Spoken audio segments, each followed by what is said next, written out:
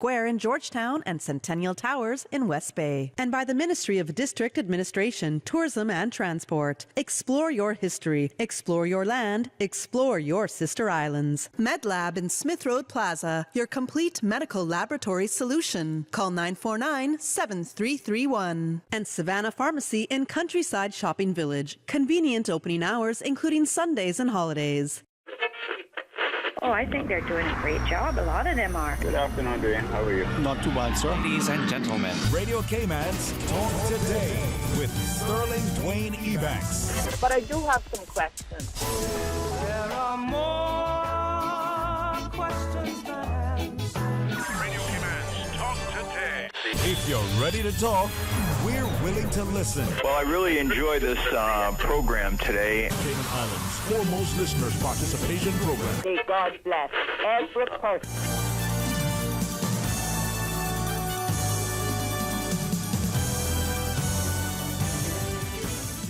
Hey, good afternoon and welcome. Another edition of Talk Today on a Thoughtful Thursday. As we are going to have an excellent discussion, inviting your calls to be a part. Our guest today is joining us using our technology. Well, you want to know who it is? Stay tuned for Talk Today. Radio Cayman's Talk Today, the Cayman Islands' foremost listeners participation program.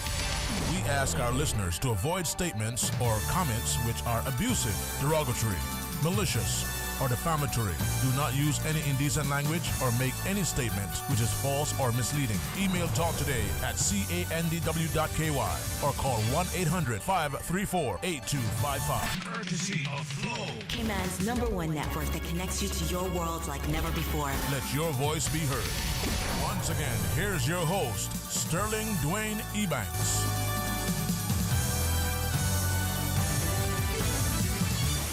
Hey, good afternoon. Welcome back and thanks for joining us. Thanks always for the opportunity to sit here, facilitate, and to learn. Sometimes I laugh, but I certainly listen attentively and intently. Well, join us via our internet connection. It's Mr. Balika Samamba.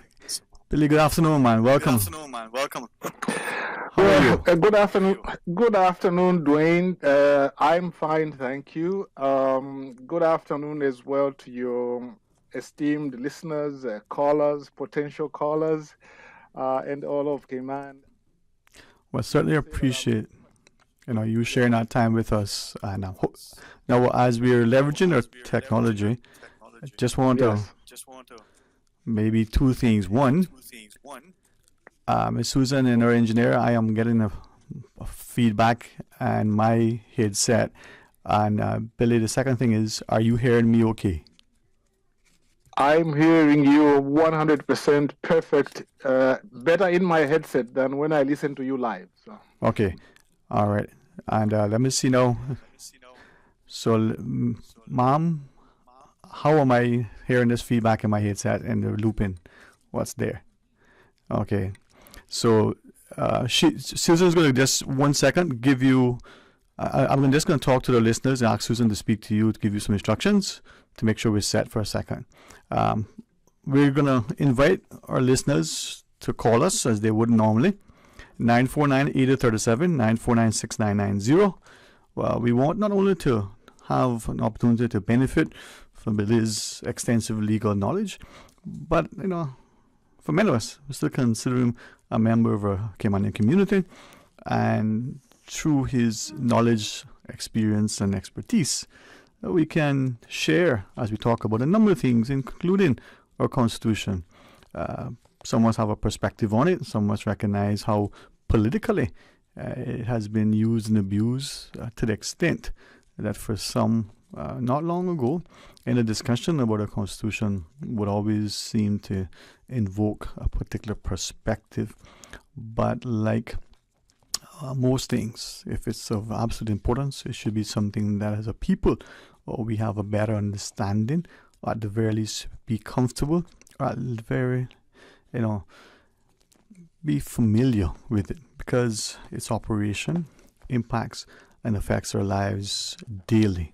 And all of us, given that the actions of our government, whether it's through the policies and or amending, introducing legislation, but also the knowledge that our movements can be curtailed and sometimes illegally, not understanding this notion that we talk about human rights, but we seem to perhaps at times only think that they apply to us.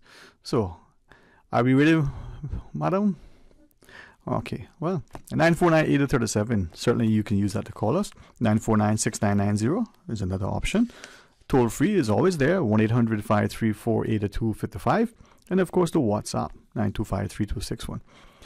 There are many of us who love to sit and chat, in person. Some of us would prefer a telephone call. Others would say, let me have written correspondence, whether that's the old days of a letter that you would hand write, you would lick a postage stamp, you would send it in the post. And now to the electronic instantaneous means of having that message sent and not only delivered but answered immediately. Well, we're going to use a little bit of both today and have the conversation with Billy. We'll also be able to invite you to share your thoughts in any of the available options, including, messaging us, but also calling, and we can engage back and forth. So again, the numbers that are familiar to us, 949-8037, 949-6990, or toll free, 1-800-534-8255. All the same numbers that we use when come tomorrow morning. Again, you'll call Mr. Art as he opens up the Monday, Wednesday, and Friday mornings in the best way possible for the record. All right. It's an interesting time in our history, and I think increasingly, not just here in the Cayman, not just here in the region, but globally. If you're watching world news and you're perhaps particularly intrigued with what's happening in, say, Europe, whether it's in Greece and the unfortunate tragedy, not just because of the lives lost, but the lives of young students going back to university without, horrific train crash, to the political, some would say crisis, but turmoil at least in Israel, relative to how its current prime minister still sits in office, facing corruption charges as alleged and as the media reports. But we see that in many instances in democracies, yet we don't look at it with the same level of perhaps interest and intrigue as we might say if there's a different political system. But beyond that, to what extent the global powers exert their influence either through their military strength, their political sway, or even their economic import.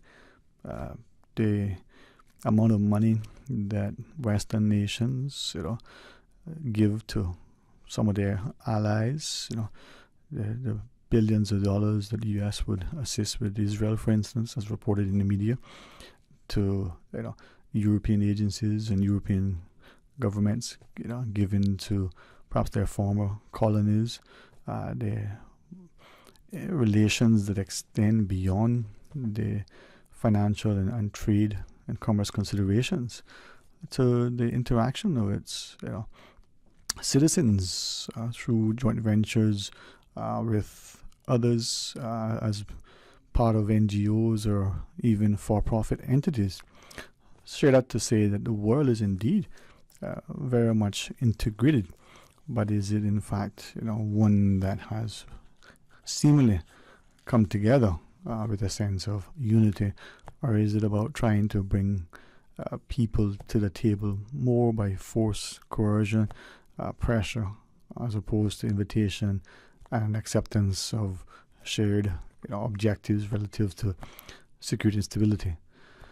All right, well, we'll get this sorted out very, very shortly.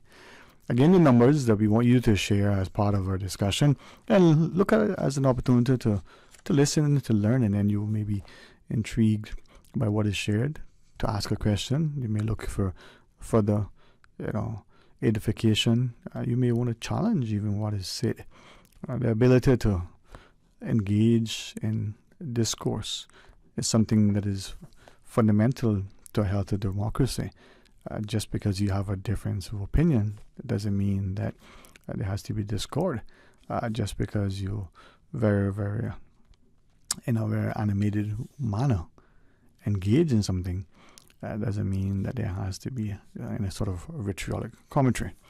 All right, 949-8037. As soon as our team releases and gives the okay, we'll make this thing happen. All right, are we ready now, Miss Wu? All right, 949-8037, 1-800-534-8255. Let's pause quickly, take our break. When we come back, Belika Samamba will be our guest. We're going to talk about a number of things, including, hopefully I get a chance to ask some questions about our Constitution. We'll talk about some other issues as well. Stay tuned for Talk Today. Busy, busy, busy. Feel like there's not just enough hours in the day. Savannah Pharmacy, service to make your life easier. Now you can WhatsApp your prescription order to 929-5045. And pickup is just around the corner with everything your family needs and convenient opening hours including Sundays and holidays. WhatsApp your prescription order to 929-5045. Savannah Pharmacy, wholesome values with modern conveniences. For medical lab services in Cayman, go straight to MedLab. For a full range of medical services, pleasant, clean and comfortable environment, no long lines and affordable fees, visit MedLab at the Smith Road Plaza. Open Monday to Friday, 8:30 a.m. to 5 p.m. and half day on Saturdays. Call 949-7331 to make your appointment. For medical lab services in Cayman, MedLab. Ouch! It's hard to expect a good day after a bad night's sleep. Take advantage of Brandsour's Home Gallery's Sleep Sale. Save up to 40% plus free delivery on Tempur-Pedic and Silly mattresses. Insomnia is bad for your health, so start sleeping better with the Brandsour's Home Gallery 40% off Sleep Sale. Hurry! Sale ends Saturday, March 11th, Dorsey Drive, Industrial Park. Call 949-5211. Cayman Turtle Conservation and Education Center invites you to join them on Sunday 19th March for their 3rd annual Turtle Crawl 5K Walk and Run. All funds raised from the event will support the conservation of green sea turtles in the Cayman Islands. So come on out and show your support. The 3rd annual Turtle Crawl 5K Walk and Run, Sunday 19th March. Learn more and register now at www.turtlecrawl.ky. Proudly sponsored by CUC, Cayman National, Walkers, Rotary Central, Advanced Fire Services, Gatorade, and Radio Cayman. Talk today. But I do have some questions. Talk today. Cayman Islands' foremost listeners participation program. Talk today. Because there are more questions than answers. What the public is saying. Waiting to take your calls right now. Sterling Dwayne Ebanks.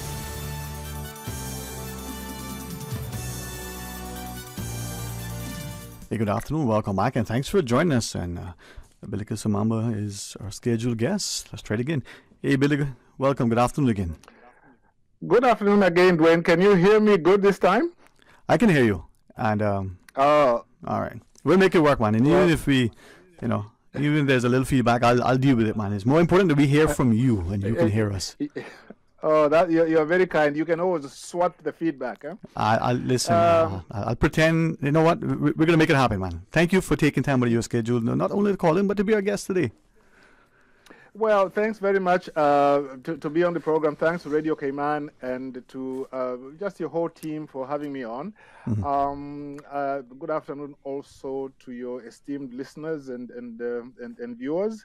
It's a special occasion in a sense that I'm coming onto your show. First of all, the first time I was on your show was about 10, maybe 12 years ago when I had just done a book on the legislative process. And I came into your show and it was a very memorable time for me. First time I was on a show in Cayman. But also, it's also special because yesterday, as you know, was International Women's Year. I have always followed what the women of Cayman have done, from Miss Sibo McLaughlin to the more modern ones. I had the privilege yesterday of listening on 2 shows, your show and OC's show, Miss Lucille Seymour. So I really look forward to our discussion today, and I hope that I can contribute something meaningful and also learn something. Well, thank you for that. And as I look quickly at a couple of our messages that came in, the idea that, when we have opportunities like yesterday in particular, not only to speak to the likes of, Ms. Lucille's of Cayman, but to reflect on our women, our mothers and our wives and our sisters and our daughters, our grandmothers and the like. We see a community that is in many ways advanced relative to other jurisdictions, but also one that is poised to even do greater things.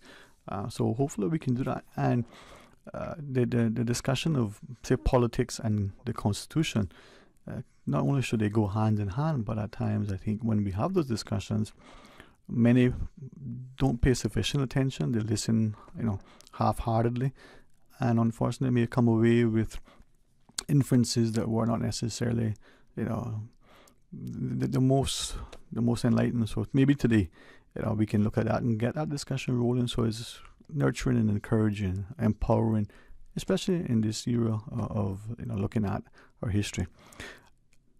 If I may ask though, when we think of a constitution, whether we look at a constitution of a new republic like the U.S. when it was first starting and how it came about, whether we look at a constitution of a nation that after years of being part of another entity, they decide, and then we'll use the words that the media would want to use, it's a breakaway republic. We think of the fall of the USSR and all of the other entities that came up, or perhaps what is now the former Yugoslavia, how that's come into 7+ nations. So a constitution in that sense, is it unlike the constitution of a newly established service club or football association or some sort of non-profit, or is the constitution of a nation even more significant?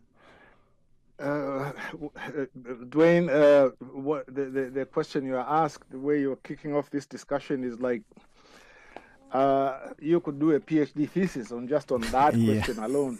Yes. But a constitution is, as a lot of people will be aware, that is supposed to be the supreme law of the land. Mm-hmm. That is the highest law of the land. Every law that is passed, like an ordinary law of the Legislative Assembly or any legislature, that has to comply with the Constitution. Mm-hmm. Now, that is the case with the United States Constitution.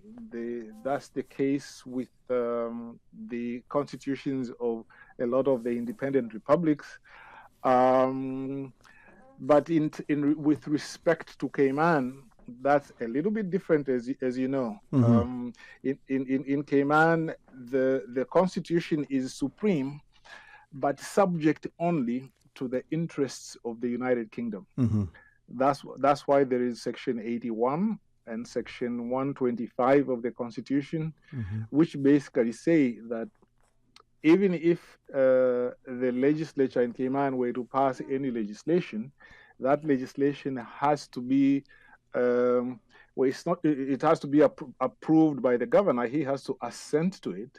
Mm-hmm. And when he assents to it, then of course it becomes a supreme law. But if at any point anything that is done in Cayman, legislatively or otherwise, if that does not fit the interests of the United Kingdom, then the United Kingdom is entitled to veto it. Mm-hmm. So that's very clear. In other words, Cayman is self-governing, and the UK leaves Cayman pretty much to its own devices, if I can use that term, to govern itself. But if at any point there is a conflict between the interests of the people in Cayman mm-hmm. and the interests of the United Kingdom, it is very clear the current legal regime says that the interests of the United Kingdom are paramount. Right.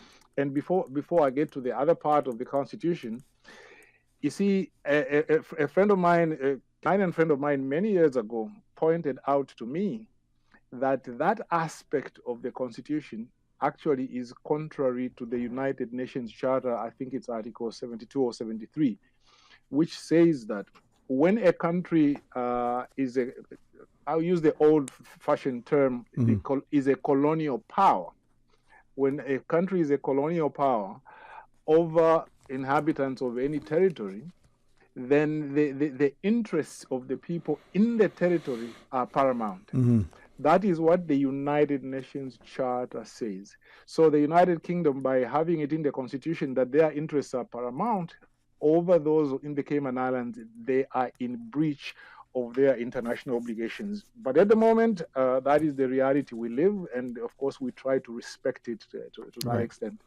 And in asking that, and I'm hoping that through our discussion, no one will leave thinking we're trying to be either A, disrespectful or disparaging against the document itself or the relationship between the UK and Cayman, and B, that it is any agenda other than an opportunity to have an informed, educated discussion or something that would encourage more of us to have those discussions. All right.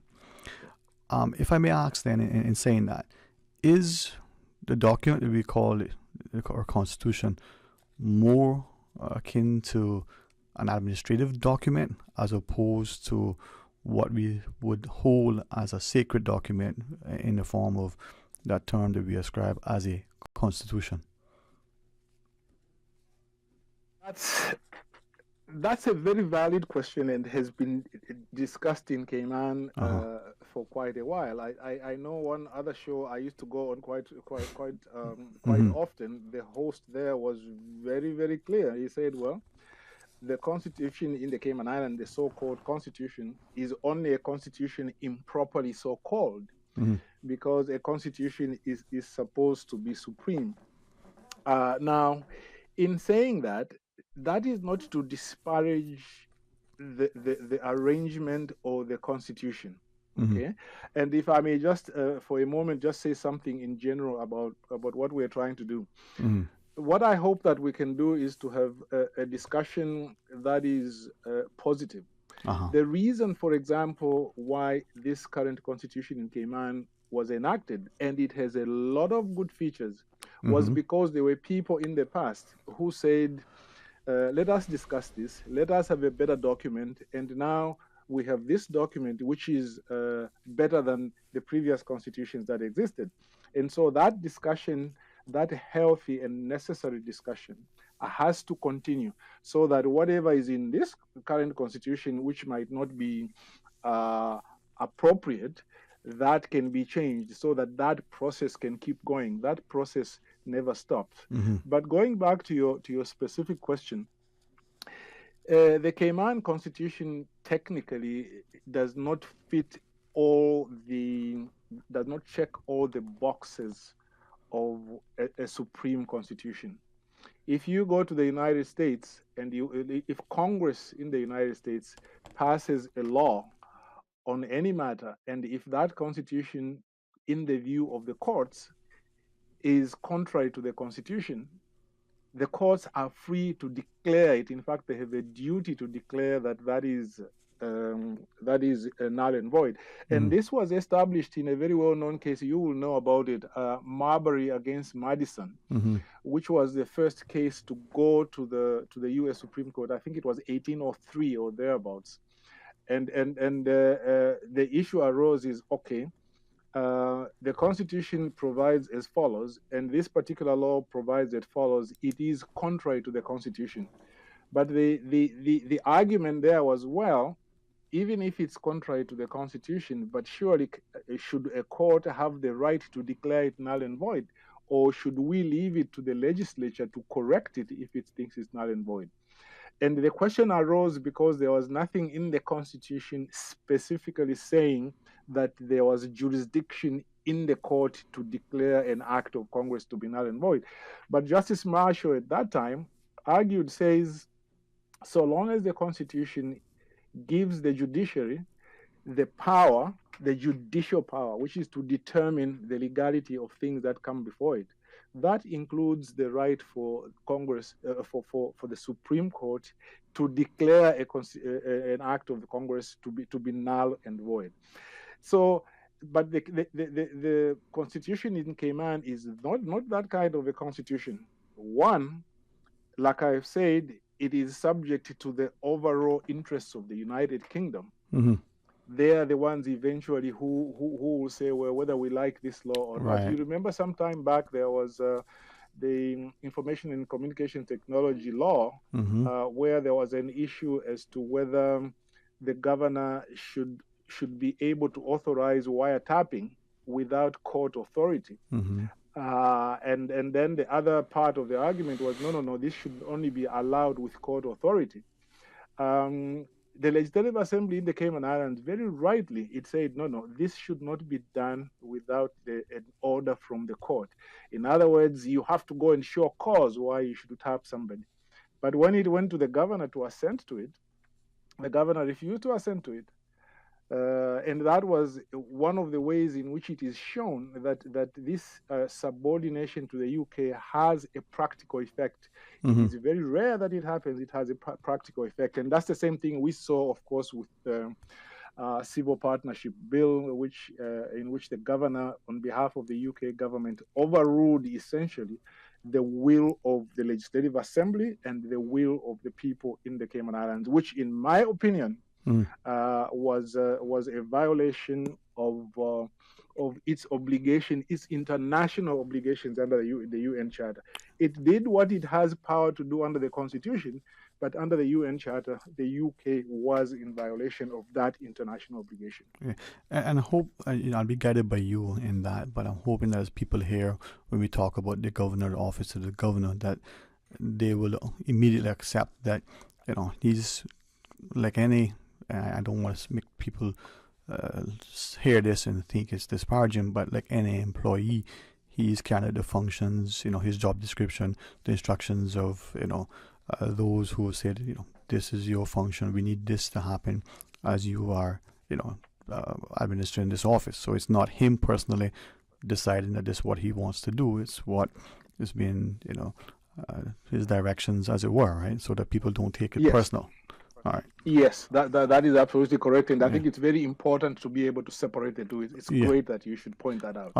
Well, thank you for helping me with that, and saying that as well as we go into the break. Just for clarity, unlike the U.S. Constitution as we understand it, where it's courts, its Supreme Court says, listen, I don't care what your elected members have said. This goes against the Constitution, so therefore we strike it down. In our system, my understanding from what was shared publicly and what Jeffrey Jowell as the constitutional advisor shared and everything else is that our courts can't do that. Our courts do not have that authority. It is now only for them to say, listen, this isn't compatible and you, the legislator, should go back and make the amendments, but it cannot force it, it cannot change it. Is that the situation in Cayman, or is it like the US where our courts can say, we don't care what you said, you elected people, this is how it is, and this is now the law? Yes, very important. That issue is really very significant, and I found it interesting that the Cayman Constitution does not have, or rather, the Cayman courts do not have the power that the U.S. judiciary has. Right. Because in the Constitution, I'll double check the actual provision, the number of the provision, but I know what the provision says. Yeah. It says very, very clearly that if the court were to find, a court in Cayman were to find that a particular provision of any law is contrary to the Constitution, then all it has power to do is to make a declaration of incompatibility. It will say, yes, this is incompatible with the Constitution, then they will declare this is the case, and then it is left to the government to decide how they are going to correct that incompatibility. Yes. All right, let's pause, take that break. When we come back, we can continue the discussion. Certainly wouldn't mind hearing about how we would amend the Constitution if we wanted to. A number of things. Thank you for letting us benefit from your expertise. All right, Balika Samamba is our guest. The phone lines are open. Please join us after the break. A caring and community spirit, cherished family and cultural values. These are some of the things that still embodies the Caymanian way of life in the Eastern Districts today. Savannah Pharmacy, your neighborhood pharmacy, located in Countryside Shopping Village, is delighted to offer products and services of real value. Whether it's catering to your family's medical needs or carrying apparel, gifts, and beauty products, Savannah Pharmacy provides you with more than just prescriptions. Remember, they're always just around the corner with with everything your family needs and convenient opening hours, including Sundays and holidays. Savannah Pharmacy. For more information, call 946-3336. When you're craving something big, something tasty that gives you that lip-smacking satisfaction, something that hits the spot, there is nothing better than a footlong from Subway. It's pretty tasty. Filling and full of flavor. Try our new sweet onion steak teriyaki with a twist. Or the classic chicken teriyaki. Top it with green pepper, onions, cheese, and that sweet onion teriyaki sauce, all piled on your favorite artisanal bread. Satisfy that craving with a footlong from Subway. Fresh, delicious, tasty, meaty. Let's make it a meal with a drink, chips, and cookies. There is nothing better than a footlong from Subway. CUC reminds you always to be aware of power lines. Look before planting trees. Always ensure that the tree you are planting will not grow in overhead power lines. Check with the CUC's customer service team at 949-5200 or via email at service@cuc.ky to ensure your plan of action is safe. Safety first at CUC.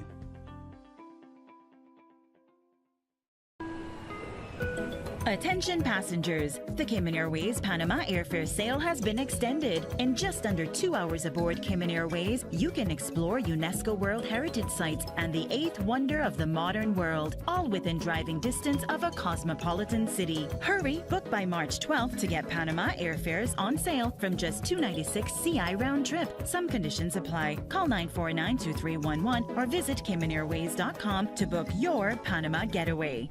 Talk today. But I do have some questions. Talk today. Cayman Islands' foremost listeners' participation program. Talk today. Because there are more questions than answers. What the public is saying. Waiting to take your calls right now. Sterling Dwayne Ebanks.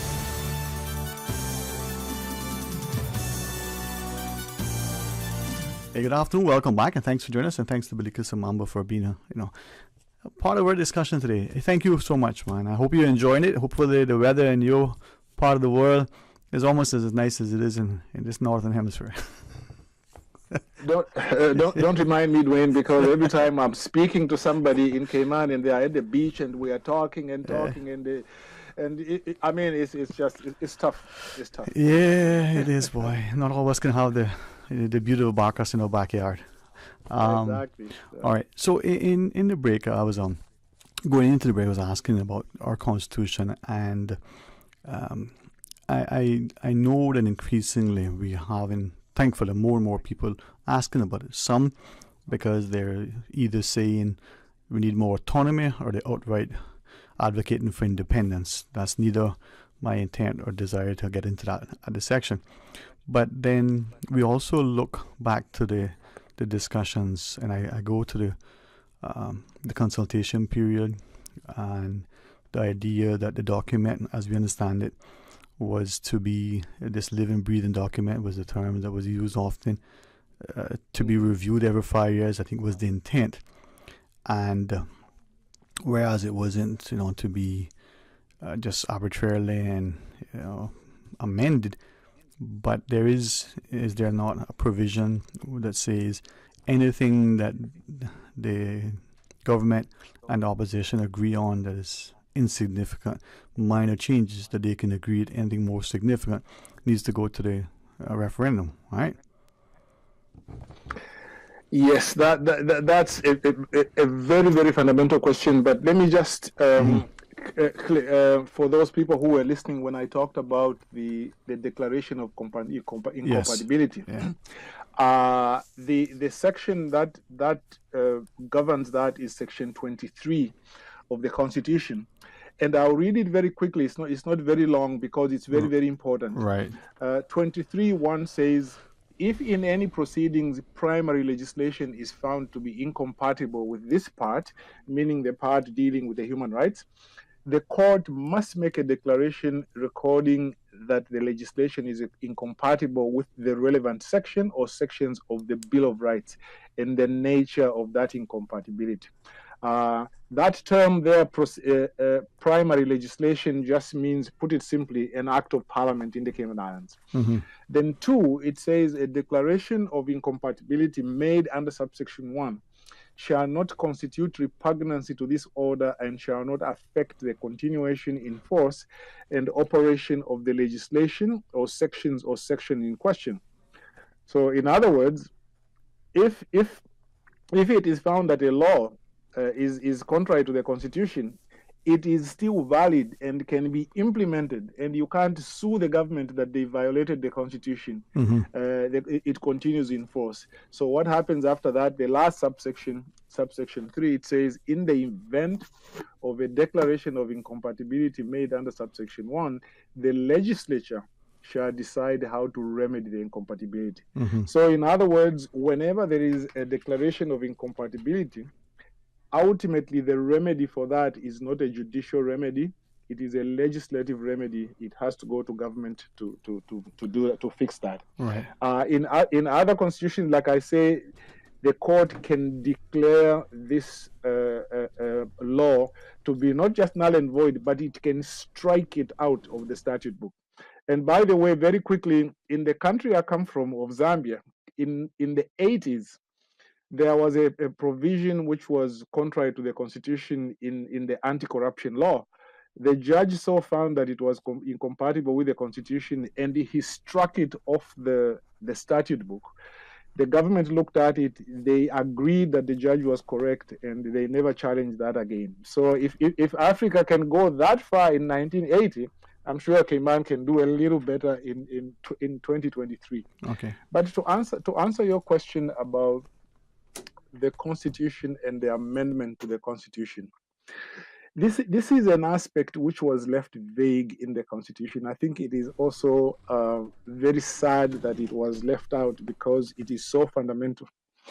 I know that it arose a few years ago when issues of amending the Constitution came up, and people said, well, look, this Constitution was enacted through a referendum.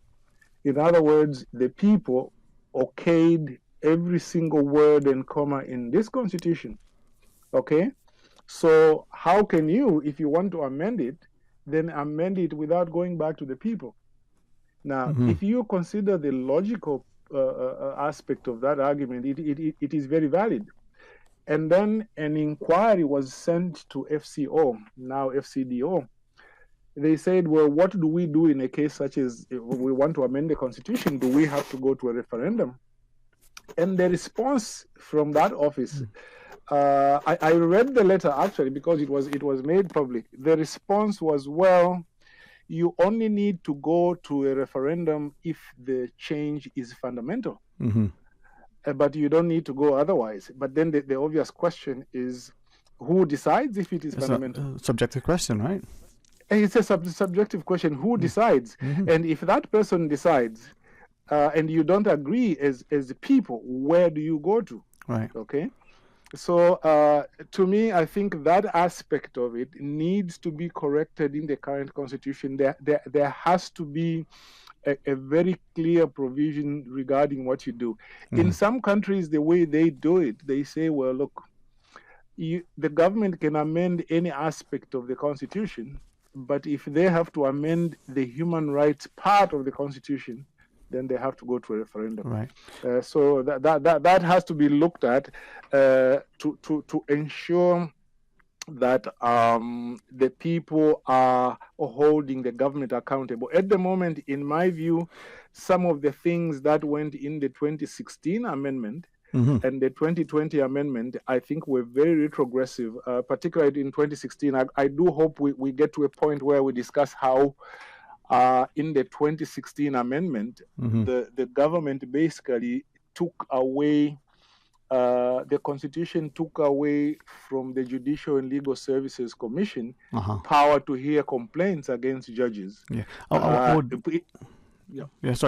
love very much for you to help us to understand the amendments in those 2 years, and in asking that, looking at this notion of it being subjective, because without citing chapter and verse, but the Constitution does say, if the government and opposition agree and there's a minor change in their minds, they can do these things. But just talking to the general populace, some of those changes weren't minor, not only because they increased the financial operating costs of the government by extending, some of the ministries and then the numbers, but the other things. So to what extent then are we as a people looking at the Constitution and appreciating its impact on us and maybe demanding more input, a greater sense of clarification as to when and how it can be amended?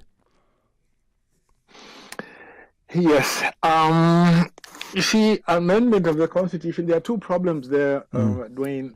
One is that the government has to be prepared to adopt really a consultative process, to be able to say, we want to amend the Constitution, this is why we want to amend it, and put out a brochure, maybe a little white paper or something, and then initiate a discussion on radio, on TV, and everything, so that people can understand what the proposed change is. The other aspect of that, though, is that the public itself has to be sufficiently engaged, because you know what they say, you can take a hot water, but you can't make him drink. Right. The government can be doing all these things and promoting consultation regarding proposed amendment to the Constitution, but if the public are not ready to get engaged in that, that won't work very well. Now, in Cayman, there are a lot of people, like people in my team and the people I deal with. A lot of them are very well engaged, like if you look at Section 19 of the Constitution, these people, well, I'll mention the two of them. This is Mr. Billy Adam and Mr. Denny Warren Jr. They are the ones who pushed for Section 19 of the Constitution, the one that says that if government makes a decision, a public authority makes a decision, then you should be able to get reasons. And in the course of discussion of that, those two people I've mentioned insisted, they said, no, the reasons have to be in writing, because if they are not in writing, then what does it do? Because they can always be denied and so on. But I say this purely, I mentioned that example to say that there are people who have been engaged. Those two people I mentioned, a lot of others were engaged in the Constitution. But I think we need in Cayman to practically sensitize people to be sensitive, right, to ensure that they always have full consultation. I think that there's need for more consultation at the moment. Indeed. As we go into the news break, for the next segment, I want to maybe pick up on the three things, talk about those amendments in 2016, 2020. Ask you initially about the notion of, this concept of judge-made law in the Cayman context. And then if possible in that next segment also look at the electoral system and this idea that there's some discussion about removing the grandparent provision relative to the qualifications for elections. Maybe in the next 30 minutes we can talk about those, plus some other things as we continue our discussion. All right? Thank you. All right, we're going to pause. When we come back, those are the three things on the table, plus more. Stay tuned. Today's biggest news. Radio Cayman, your voice, your choice. Local, regional, international. This is Headlines from Radio Cayman's newsroom. Today's biggest news. The Headline News is brought to you by Health Services Authority. With your latest headlines, I'm Felicia Rankin-Solins. Cayman Turtle Conservation and Education Center announces its third annual Turtle Crawl 5K Walk Run to be held on Sunday, March 19th. The event will start and finish at Cayman Turtle Center in West Bay. All proceeds from the event will be donated to the CTCEC's conservation and education programs. Registration for the event is now open. You can sign on the website turtles.ky. In international news, at least 9 people have died in a new wave of strikes across Ukraine in which Russia used powerful weapons, including rare hypersonic missiles. Russia had reportedly not fired hypersonic missiles which can evade air defenses since the early months of the conflict. The latest barrage was the most severe to hit Ukraine for weeks. It cut power to Europe's biggest nuclear plant, although it was later restored. Retired NBA All-Star Shawn Kemp has been arrested by authorities in Tacoma, Washington, in connection with a drive-by shooting. Police arrived at the Tacoma Mall on Wednesday in response to reports of shots fired, where they said an argument between 2 drivers had escalated into gunfire by one man. A witness recorded parts of the event on his phone, which appears to show Mr. Kemp in the parking lot before fleeing. No injuries have been reported. These are your headlines. I'm Felicia Rankin-Solins. For the latest in news and information, Follow Radio Cayman on social media, Facebook, Instagram, Twitter. Download the Radio Cayman app or log on to our website, radiocayman.gov.ky. The headline news are brought to you by Health Services Authority. When you have a sports or fitness-related injury, trust the expertise of the HSA Sports and Exercise Medicine Clinic to get you back in the game. Our internationally trained and certified physicians specialize in sports traumatology, sports medicine, pain management, and orthopedic surgery. For treatment of common injuries such as tendonitis, arthritis, tennis elbow, rotator cuff, or knee tears, schedule a consultation with the Sports and Exercise Medicine Clinic at Smith Road Medical Center by calling 949-8600 or visit hsa.ky for more information.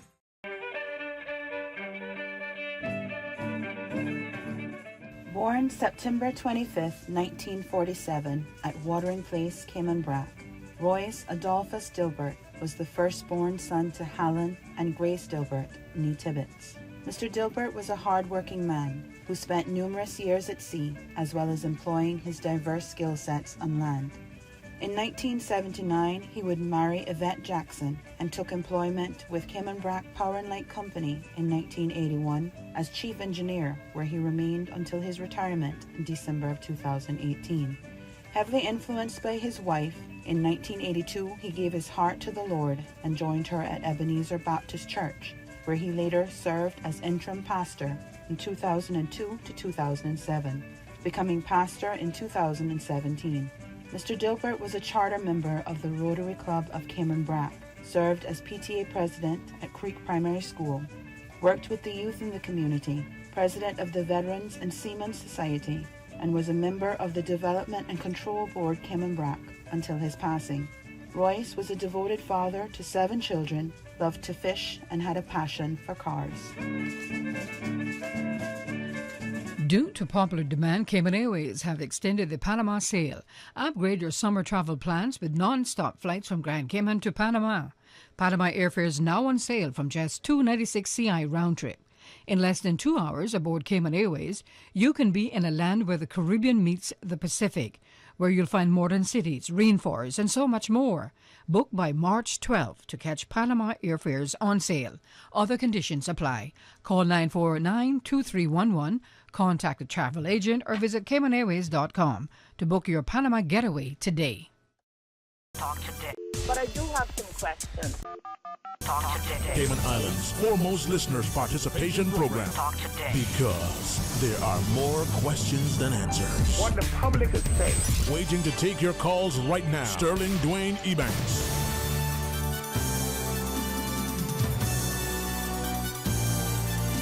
Hey, good afternoon and welcome, Mike, and thanks for joining us, and thanks to our guest, Mr. Lalika Samamba, not only as a legislative draftsman, an attorney, a published author, but I think, Billy, if you would mind me sharing, you could be a tenured professor at some of the world's most notable universities with the way you instruct. Well, you're very kind. I have a part-time professorship at the moment at a university in Canada where I teach legislative drafting. Most of my students are qualified lawyers in Canada who are learning how to write laws, but I also have students mainly from the Caribbean as well. One time I even had one student from Africa, only one. Hopefully that number will increase, and I think more of us get an understanding of not just the impact of legislation, but the way certain clauses are drafted, the words that we pick.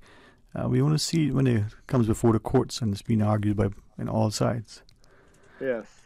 With that, as we go into, and I'll be guided by you as to how we should take which section, but I'm intrigued to learn as much as I can and to be constantly and continually engaged in knowledge acquisition. But I think back to our media headlines, whether it's print or published online, when we say, court makes law, court amends this or whichever, and this notion that, as I've heard the term, judge-made law. What is that? Is that such a thing? Is it relevant and applicable to the Cayman context in our Constitution? Yes, it is, and it is a very interesting topic because you always, we just talked about the Constitution, and we said that the Constitution is the highest law in the land, is the supreme law in the land, subject to, in the case of Cayman, to the overall disallowance power of the United Kingdom. And yet you hear again people talk about judge-made law, and then people ask, well, but how can you have judge-made law and law made by the Legislative Assembly? So it's always something that is important to explain. Mm-hmm. Now, when you go to law school without putting too much in terms of my professorial hat, the when you write laws, okay, let me back up without getting to things. When you're trying to find out a legal question has arisen, and you are trying to find out what the answer is, technically what you do is you first of all you check in the Constitution. Is there an answer to that question in the Constitution?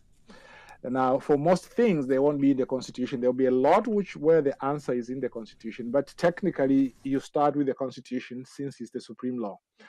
If the answer is not found there, then you check an ordinary act of Parliament, anti-corruption law, penal code, and so on. And if the answer is not there, then that's when you go to judge-made law. Judge-made law is also sometimes called the common law. Okay? So what happens is that if a matter comes before a court of law and there is no existing rule, okay, it comes up and the judge just doesn't have a rule that they can apply. And this used to happen a lot, like if you go back to England way back when the legal system was developing, a lot of things would come before the judges, and there is no rule of law anywhere. There's nothing in an act of Parliament. There is nothing in terms of what other judges have decided.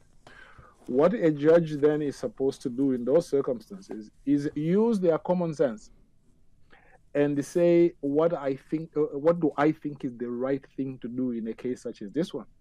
They use their own sense of justice. They make a rule, and then they rule according to that rule. Sorry to use the same word again. Right. And then once they make that ruling, it now becomes judge-made law. When now similar cases come up, other judges, lower courts will look at that and say, well, this matter has been decided in the court system. This is the rule that we think we should apply. Now, unfortunately, with judge-made law, sometimes you do get judgments which differ. Like, for example, in Cayman, we've had cases where one Grand Court judge decided a similar issue differently from another Grand Court judge. Right. Okay, that also does happen. But what happens very often is that certain particular rules are repeated by different judges, then they become established within the court system. And that is what judge-made law is. Now, that judge-made law as well sometimes applies to how you interpret either the Constitution or an ordinary act of Parliament. So that, in other words, sometimes there is a provision in a written law, that is an act of Parliament or the Constitution. There is a provision there which governs that particular matter, but you are not quite sure how to interpret that provision in relation to that matter. Then a judge would make a rule as to how to approach that matter. For example, many years ago, judges said, well, if there is any matter in the Constitution that relates to human rights and there is an ambiguity, you must construe it in favor of the person who is challenging it. Then sometimes if, say, the Constitution provides a rule and then some exceptions, and if you are claiming as a member of the public that you come within the exception, then it is your obligation, not the obligation of the government, to show that you come within the exception. So that's one area where judge-made law and the written law, what is called written law. When they say written law, they just mean the Constitution or an act of Parliament. Judge-made law technically is not written law. That's just the jargon. I mean, you will find it in a judgment, but it's the jargon is that that's not called written law. So that's what judge-made law is. But just to close this in answering your question, judge-made law in the UK is, if it is decided by the Privy Council, it is binding on the courts in the Cayman Islands. If it's not decided by the Privy Council, it is only persuasive. But judge-made law in England does not overrule any statute of the Cayman Islands. Right. Yes. And with that, then I guess, given that on the Section 23, I think you reference of the Declaration of Incompatibility, our courts, unlike the U.S., for example, Supreme Court, cannot dictate to our legislators how and when and if a legislation should be amended. No, they cannot dictate. They can indicate how it is incompatible and give an indication. Well, they won't really give an indication of how to correct it. They will say what is wrong with it, which implicitly they are implying as well that if you do something different, then it will be able to be compatible. But they cannot say it's invalid and strike it down. Okay. That they can't do. Yeah. Fair enough. And maybe at some point we'll talk about perhaps some of the challenges that we may have in this jurisdiction when people from without are looking in and they hear words like cabinet and parliament and may infer that we're an independent nation, since those words tend to be synonymous with independent nations. Maybe we're creating a disservice for ourselves without actually recognizing it, but that can be for another discussion unless you wish to weigh in. Certainly interested in those amendments to our Constitution in 2016 and then again in 2020. Mm-hmm. Well, those amendments, for me, one that is really very important is the amendment which was introduced in 2016. Now, I have a case before the Privy Council right now regarding that, but I don't want to talk about that. I want to talk how that affects the public, you see. In 2009, there was a very good progressive provision in the Constitution which was put there, which was that a Judicial and Legal Services Commission was established. And if you have a complaint, if you had a complaint against a judge of the Grand Court or of the Court of Appeal, you went to the Judicial and Legal Services Commission and you complained. Now, this is to complain about the conduct of a judge. If you don't like the decision, you can just appeal it. But if you think there was something in the conduct of the judge, the way he behaved, which was improper and unbecoming of the judge, then you were free to go to the Judicial and Legal Services Commission. And the people in Cayman had that right. And some people used that right. Actually, between 2012 and 2015, there were 9 complaints which were received by the Commission. And this is in their report, which is on the website. But having done that, some people in the judiciary were not happy with it. So they moved an amendment. They suggested an amendment to say, well, no, we don't want this. What we want is that if you want to complain against a Grand Court judge, you go to the Chief Justice. If you want to complain against a judge of the Court of Appeal, you go to the President of the Court of Appeal. Now, that basically killed the whole system. So that today, I mean, I can tell you, I know people who wanted to complain against judges, but they said, well, how do we go to the same Chief Justice who is supervising these people to chastise a judge who probably he has a barbecue and they have, dinners together and so on. You have to give it to a different body, which is the way they do it in most modern Commonwealth democracy. So that amendment in 2016, it was a retrogressive amendment. There is need to go back to a system where complaints are made to an independent body. It would have to be the Judicial and Legal Services Commission, and also to just revamp the powers a little bit more so that there is greater accountability of the judiciary. This is a matter which is now, in a sense, before the Privy Council, in the sense that when I sued a judge, I said the reason I've sued the judge is because I believe under Section 29 of the Grand Court Law of the Cayman Islands, it says that if a judge acts in bad faith, you can sue them, which is different from England. Now, we can argue about whether I can prove that or not, and so on. I think I can. And so I said, but part of the reason I had to sue was because the complaint procedures don't work. And that applies to a lot of people, Dwayne. To this day, I keep in contact with people. It is necessary for us to have greater accountability of the judiciary through that.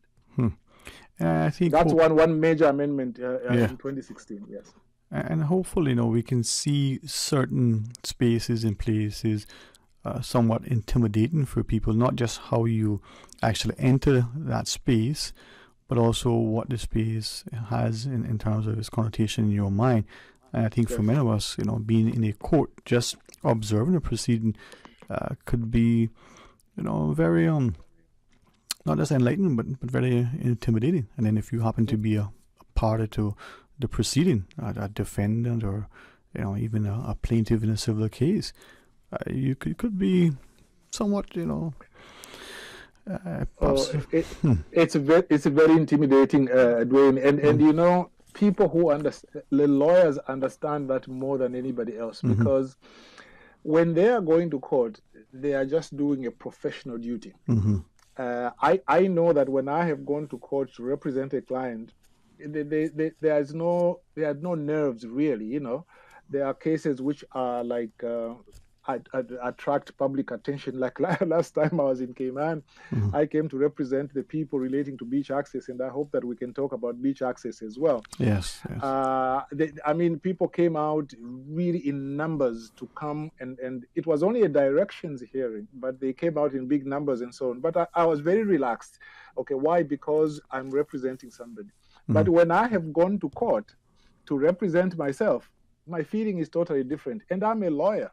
How about a person who doesn't have knowledge of the law, knowledge of the systems, doesn't know what's going to happen? It is very, very intimidating. So even asking jurors, who serve, not to talk about their case, but just how did they feel, and you're put into a room awaiting the bailiff to come to say that the judge now says you can enter and continue your proceeding, because whatever discussion amongst the parties in the absence of the jury, just reporting for the time, it's a process that I'm hoping that more of us will start to be more comfortable with, so that we do our civic duty as jurors and the like. But it only comes through discussion and education, right? Yes. Do you want to share? Yeah. Do you want to share more about any of the other amendments? And the only reason is that I don't think that as a people that we realize that since the Constitution has been introduced, that there have been, to my mind, and again, just cursory discussion with people, there have been two things: a number of amendments that potentially could be considered to be significant, but also, was there not a published paper of some sort where there were 40 or 100 proposed things that were not necessarily right with the Constitution, that at least required us to take a second look? Now, that may have gone by the wayside, but I'm sure you were familiar with that document that was circulated not long ago even. Well, I went through that document, and my problem with it, it didn't cover a lot of the areas which should have been covered, and maybe that's, but I hope it's a slightly better way of answering the question and dealing with that issue, because you see, in my view, one of the problems in Cayman is accountability, and accountability has to be well defined in the Constitution. And one of the areas in Cayman that I've discussed with a lot of people is the security of tenure of members of Parliament.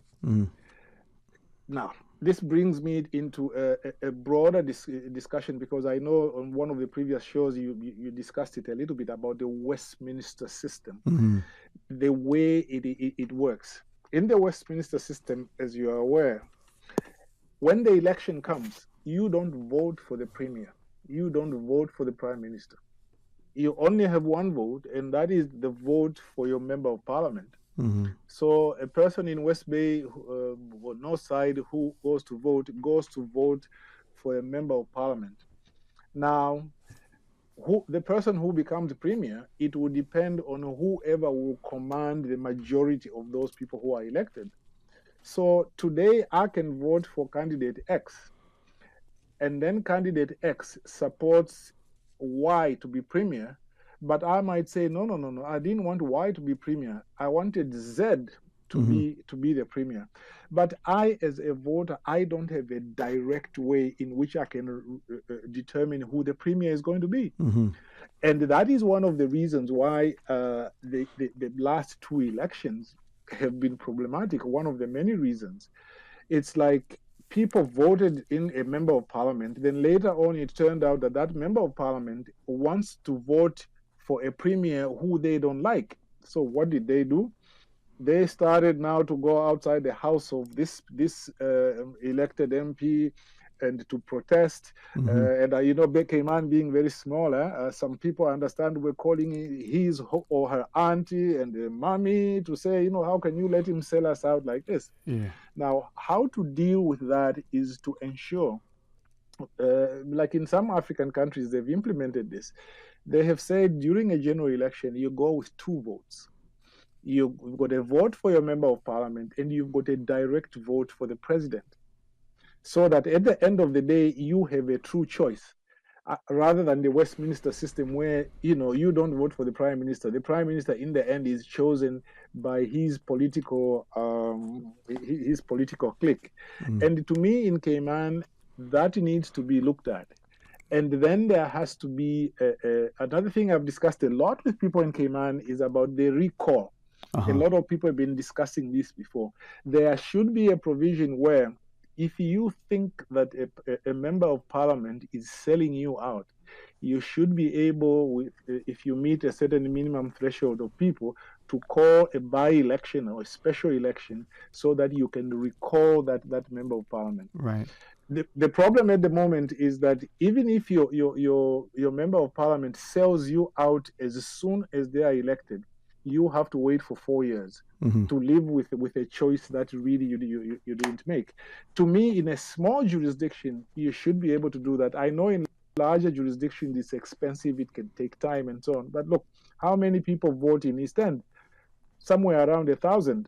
You mean that if you wanted to recall somebody, you wouldn't be able to recall somebody? I'm not singling out. No, but since it's a smaller jurisdiction, right.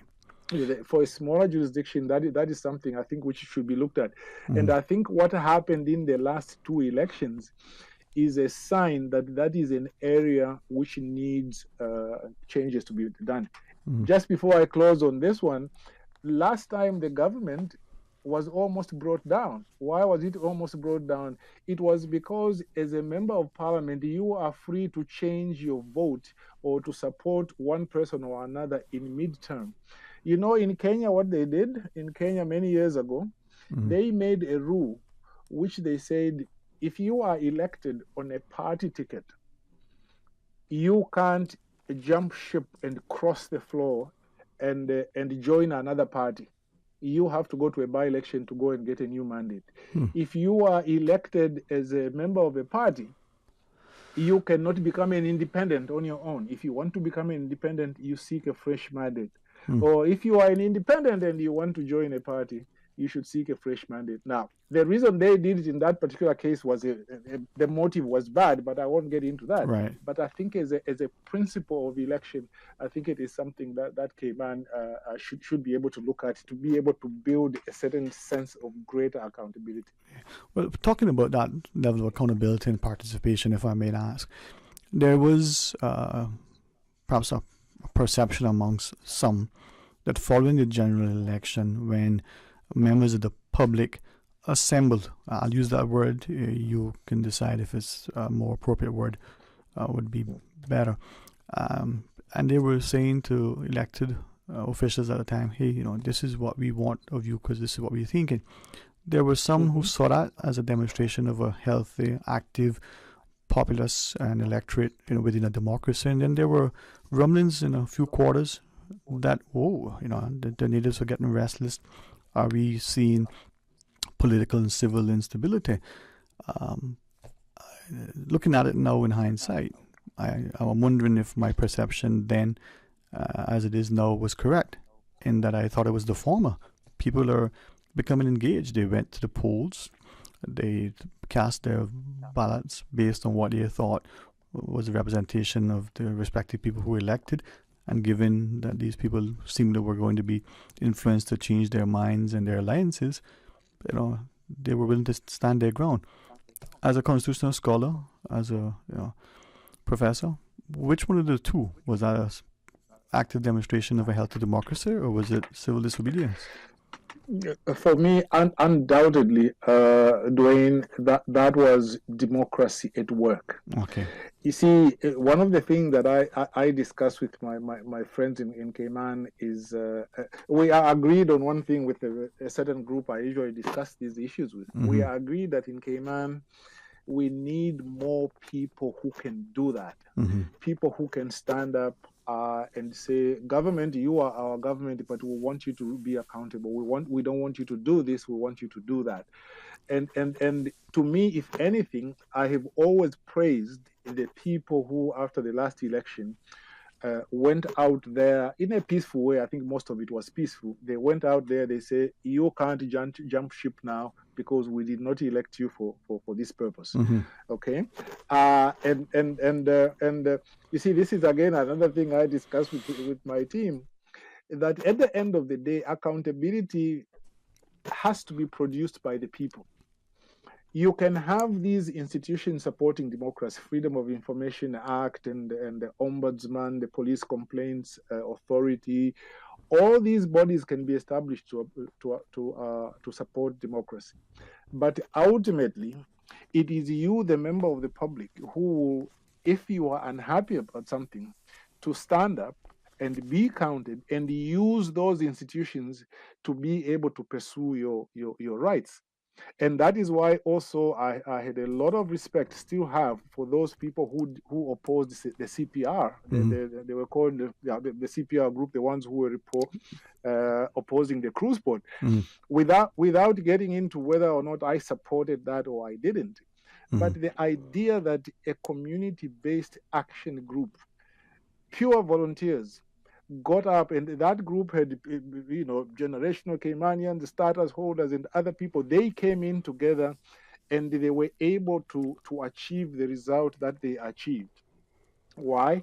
Because they were able to do that. And in my view, there is need for more people like that. I don't think in Cayman we've got enough people like that. Part of the reason is because the expatriate community is so large, mm-hmm. and that expatriate community is not really very engaged in local issues. Mm-hmm. But we need more things like that. And the answer to the question is yes, that is democracy in action, because there were no tanks on the road, but people were out there to say, we want you to be accountable to us. All right. Well, as we go into the break, certainly want to come back and ask about that potential provision to remove the grandparent connection, but also maybe pick up on a couple of things when you referenced earlier. All right, Belika Sumamba is our guest. He's been gracious with his time. Hopefully you're being informed and engaged. So stay tuned for Talk Today. They say variety is the spice of life, and that's why at Subway we are introducing the new boneless hot sub. Say what? The premium sub brings new ingredients like spicy breaded boneless chicken, French's crispy fried onions, and buffalo wing sauce, bringing a zesty and flavorful experience with every bite. Add some of your favorite veggies, cheese, and ranch sauce of your choice of freshly baked bread for the ultimate boneless hot sub. For a little spice in your life, try the new boneless hot sub from Subway. So good and tasty. And make it a meal with a drink and chips or cookies. Subway. Eat fresh. Busy, busy, busy. Feel like there's not just enough hours in the day. Savannah Pharmacy, service to make your life easier. Now you can WhatsApp your prescription order to 929-5045. And pickup is just around the corner with everything your family needs and convenient opening hours including Sundays and holidays. WhatsApp your prescription order to 929-5045. Savannah Pharmacy, wholesome values with modern conveniences. For medical lab services in Cayman, go straight to MedLab. For a full range of medical services, pleasant, clean and comfortable environment, no long lines and affordable fees, visit MedLab at the Smith Road Plaza, open Monday to Friday 8:30 a.m. to 5 p.m. and half day on Saturdays. Call 949-7331 to make your appointment. For medical lab services in Cayman, MedLab. Talk today. But I do have some questions. Talk today. Cayman Islands' foremost listeners participation program. Talk today. Because there are more questions than answers. What the public is saying. Waiting to take your calls right now. Sterling Dwayne Ebanks.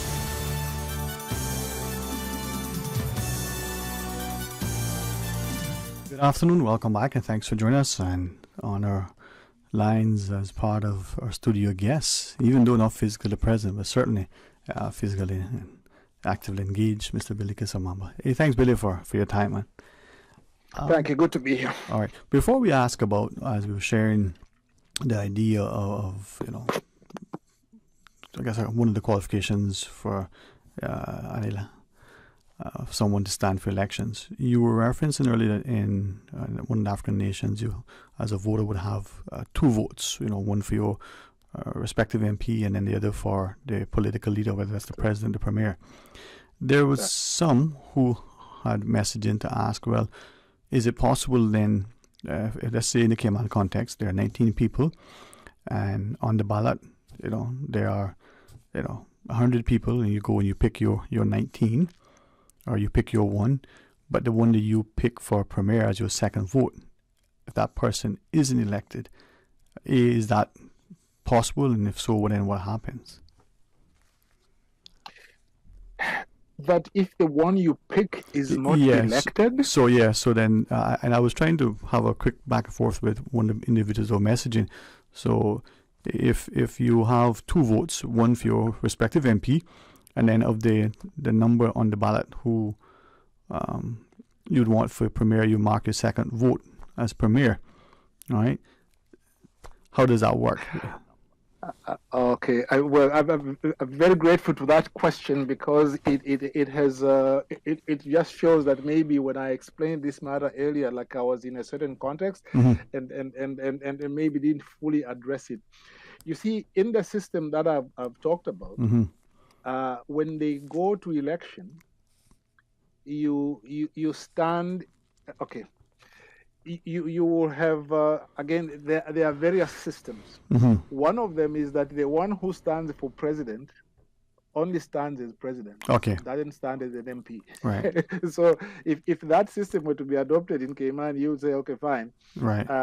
You will stand as a member of parliament, and then you can also stand as president. You can't stand for both. Right. But I do see how some people might not like that, because if they one day want to be premier, it doesn't become premier, then they are not a member of parliament. Yeah. But if you can use that as a starting point to think of this a system, then there are certain variations that you could do to it. I mean, you could have, yes, right, you could have one person stand both as premier and as a member of parliament. Right. And you could go out there and say, well, I want him to be a member of parliament, but not premier. Right. But that can be adjusted into the system, yes. So from what I'm hearing you share, as well as a growing sentiments being expressed in our community, is that at the very least, as a populace, we need to start thinking about our constitution, the qualifications for both the elector as well as the candidate, and the whole notion of what electoral system. Just having those discussions, it doesn't mean that you're making any changes. It doesn't mean that you're advocating for this or that, other than an education and some level of discussion as to what it is that we should be looking for, where is it that we want to go. So maybe these discussions would be helpful. Can we then ask then about the qualifications for a candidate to stand? I know maybe in the Constitution you may have it under the elections law as well, that there was this provision that you have to have one grandparent who's Caymanian. And increasingly, I've heard more and more people, including parliamentarians, former and current, share that there is some discussion that either that is to be removed or has been removed. And I know that the elections office is extremely busy. August will be a year since I sent an email just asking for clarification. To your knowledge, do you know anything about that provision? Does it still exist? Is it in fact a provision? Yes, that question, Dwayne, it is specific, but also it has got lurking in the background a bigger issue about where Cayman is at the moment. But let me address that one specifically and then say something generally. Right.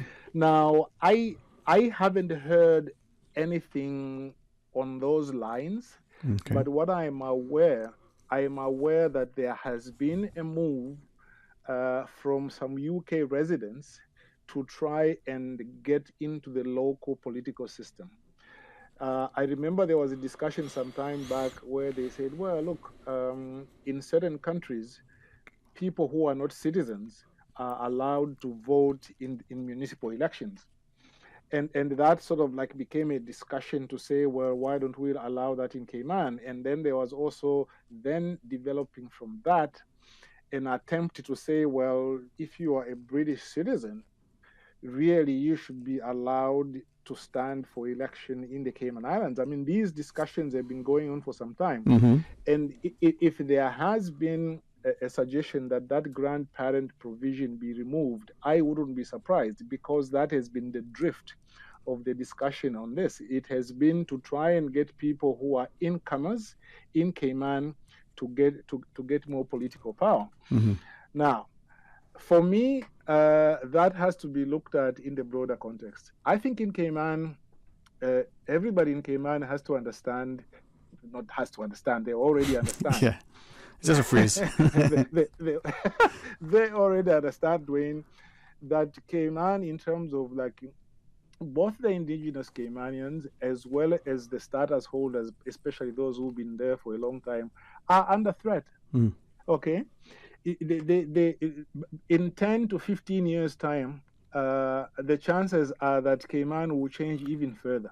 You can come to Cayman and stay, I think, 3 or 4 days, and if somebody asks you, how do Caymanians speak? What do they wear? What are their culture? Somebody can leave Cayman after 3-4 days and not understand that. Why? Because you go to the hotels, to the airport, and so on. There are people there, the majority of the people there are not Caymanian. Now, that's not to say that having incomers in a country is a bad thing. No, it's a good thing.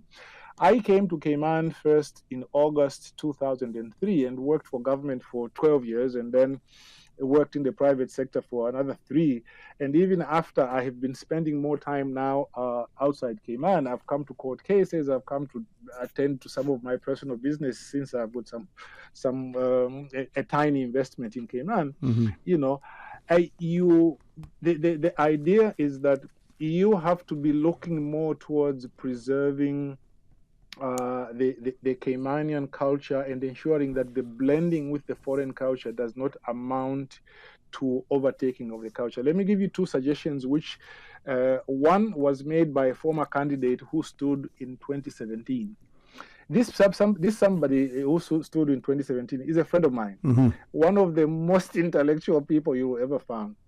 And what he suggested in one of the debates, he said, you know what, let us continue allowing people to come in, but let us have an immigration system which says that they should monitor the birth rate in the Cayman Islands among Caymanians and status holders. Monitor the birth rate, and then compare that to the number of status grants that you are going to give. So you must work it out in such a way that if you are having, say, 20 births per year, just for sake of argument, then you should ensure that the status grants that you give are like 10. Okay? So in other words, you are trying to make sure that any increase in the population is not as a result of people coming in, but if there is increase, it should be as a result of the births taking place locally. And that way, then you can monitor it and ensure that you are not being overtaken. Another one, this was not the candidate, somebody else also said, well, why don't you, like when people reach 8 years, you say, okay, using perhaps the same formula, you say, we want new status grants, but we want to ensure that these status grants are only, say, maybe we'll give only 300 because we've had only, like our beds were not enough. So you would put those names in a lottery, and then you get 300 out of it. And that way you ensure that any increase in population is not as a result of people coming out there. And to me, those were, especially the first one, were very, very good suggestions. And to me, that's where Cayman should be looking to, not to try and remove something like the grandparent provision, which basically now will mean that the parliament in Cayman, when I go to one of the places I feel that I'm in Cayman is parliament, because I listen to the way the people speak and so on and so forth. If you remove that provision, and I get into Parliament there, you will have all kinds of people from all over the place, and you will lose the character as Cayman. So what I mean by that, if I can just close the answer to this question, the idea is in Cayman you should be looking more toward preserving that position. See, in Cayman, all that Caymanians have now, is political power. And even that, sometimes you are not even quite sure if they have that, but at least ostensibly you have political power. And then if you lose the political power, then that will be a problem. But let me stop here. But I just want to say a little later, I want to say something about those people who have said that if you do that it will be illegal. That is not correct, but I'd like to address that a little further on. Yeah, and please do, let's make a note, but please do, because it's important that we have it. I know you reference, UK citizens, but we also know it's citizens from Jamaica, citizens from other regions, countries within the region who not only would like to, as you share, the UK citizen, but who would like to be parliamentarians, right? And maybe the idea of that grandparent provision was there for a reason. Perhaps, as you've shared, the last bastion that we have is the political power. Is it about trying to unify the nation by extending the franchise? Or is it about ensuring that the face and flavor of the country is reflective of its history and cultural ethos? And without a healthy discussion, maybe we'll end up like many places, a very divided, disjointed society where there's not just discord and disharmony, but one where people have little or no value in their own space. Yes, exactly. You see, that is very important. You see, one thing about Cayman, sometimes you talk about Caymanians and Jamaicans. Jamaicans and Caymanians, they are the same people at a core level. If you see how they interact in the society and so forth, they are really part of, at a certain level, the same people. But like any brothers and sisters, they will have some differences here and there. But let me, about this issue about the legality, there are people who have said, well, if you restrict PR and status grants, that you will run afoul of the Constitution. Now, another lawyer who is more distinguished than me, who I won't mention, has made this point very clearly on radio. They have referred to Section 16 of the Constitution to say, that is a provision which says you can't discriminate against people except on certain grounds.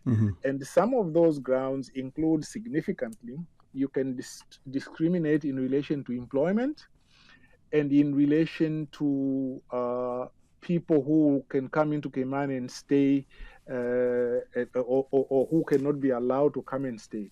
So you can discriminate in those two areas depending on nationality.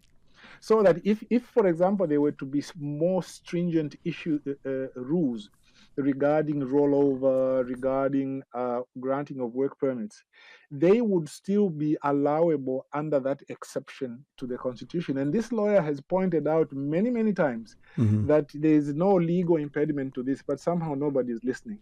But the other issue was that I believe some years ago, there was a piece of advice given by government, by the Attorney General, which said, well, look, if in the EU directives, they say that people, when they stay up to 10 years, they must be given some kind of status, not necessarily citizenship, but some kind of status. And so that's why they fixed the rollover at 8 years. And then if you don't get PR, then you are supposed to leave before 10 years. Because if you reach 10 years, according to this legal advice, then the EU fundamental rights kick in, then you can't roll over that person after 10 years. Now, that may or may not be correct. But you see, what the government in Cayman has to do is that there are certain things that you have to fight. Let me give you an example. Many years ago, when I was doing my master's in Canada in the early 80s, I wrote, my thesis was on trade union rights and the International Labour Organization. And one of the cases I came across was Norway. In Norway, they restricted strikes in all oil installations.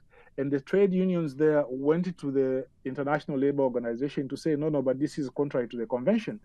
The government there argued. It said, look, we know that these are the fundamental rights, but in Norway in particular, because about 35% of our revenue comes from oil installations, we can't afford to allow strikes in oil installations. And they asked for an exception, and they were given an exception. Why? Because they made a case. What Cayman needs to do is, you can make a legislation very restrictive to restrict Cayman status and PR grants. And if somebody wants to challenge it, they can challenge it and go all the way to the Privy Council, maybe to the International Human Rights Court. And you will be able there to say that we want an exception because our society is a small society and it needs to be protected. Until you try that, you don't know if you can succeed. And to me, I think politicians in Cayman need to get away from this thing that, well, we were told this, so we can't do it. There are sometimes you have to test the system. Right. And I think if there's any time to do that, Dwayne, it is now, because every time I listen to the radio, people are concerned about that. But remember many years ago, Honorable W. McKeever Bush, even here on this studio as a guest, had said publicly that when it comes to, say, the ones that we affectionately call helpers, that maybe there's a provision whereby we could provide for them to sign something to say they can stay, but it will not equate to that time, meaning that they would be able to get residency or status of the like. The question that was asked, and if you can have a group of people like helpers sign that and it be legal, can it not also apply to doctors, lawyers, teachers, and every other segment of society that is subject to a work permit control? So if we can do it for one, should we not do it for all? Of course, you should do it for everybody, because if anything, you see, because that provision, when it was put in place, they ended up affecting the poor Jamaican helper and this and that and so on. And those people don't have enough time even to challenge that. To me, legally, they could have challenged it on the basis that when you discriminate in that way, you are discriminating perhaps on the basis of the status that this one is a lower profession or not. You can do that with respect to every profession. And if somebody wants to challenge it, then they can challenge it in future. And then government should be able to spend the little money that, instead of spending money on some of these cases they are spending to defend unlawful acts, like the issue of the Doctors Express, they can better spend that money to try and take a test case and take it forward and see whether it's going to work. But the problem part of that, Dwayne, is this. You remember when there were the TLEPs? Something like that was introduced. There was a category of people who signed a document to say they will not apply for status grants, and then or for PR. And then when the time came for them, like when they were reaching about 8 years, then they said they wanted to apply for PR. But the problem is the advice that was obtained from the Attorney General. The Attorney General had given the advice initially that if they sign a document, which I believe they did, or at least it was given on condition that they wouldn't apply for PR, the Attorney General advised that this would be legally effective. And yet at the end of 8 years, when those same people now said they wanted to apply for PR, the same Attorney General said you have to allow them to apply for PR, because if you do not, then they will successfully sue the government.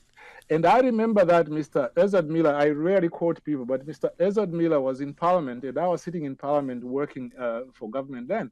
He got up and said, look, how can the same Attorney General who told us at that time that if they sign this document, it is going to be effective, now he has changed that legal opinion. He is saying that no, you have to allow them to apply, otherwise they will successfully sue the government. So part of the problem is also certain attitudes, certain legal advice which is obtained in government. If there is enough political will, these are things that can be done legally, And if the courts in Cayman are a little bit of, if they show lack of sympathy, this is something that can be taken to the whole, to the European Court of Human Rights, and it will be argued that Caymanians have become endangered species in their own countries, and that they should be allowed an exception to some of the principles of the EU. Well, maybe just as you shared, as we go into the break, we'll come back and continue the discussion. Hey, Billy, thanks for taking time. We'll continue with you right after.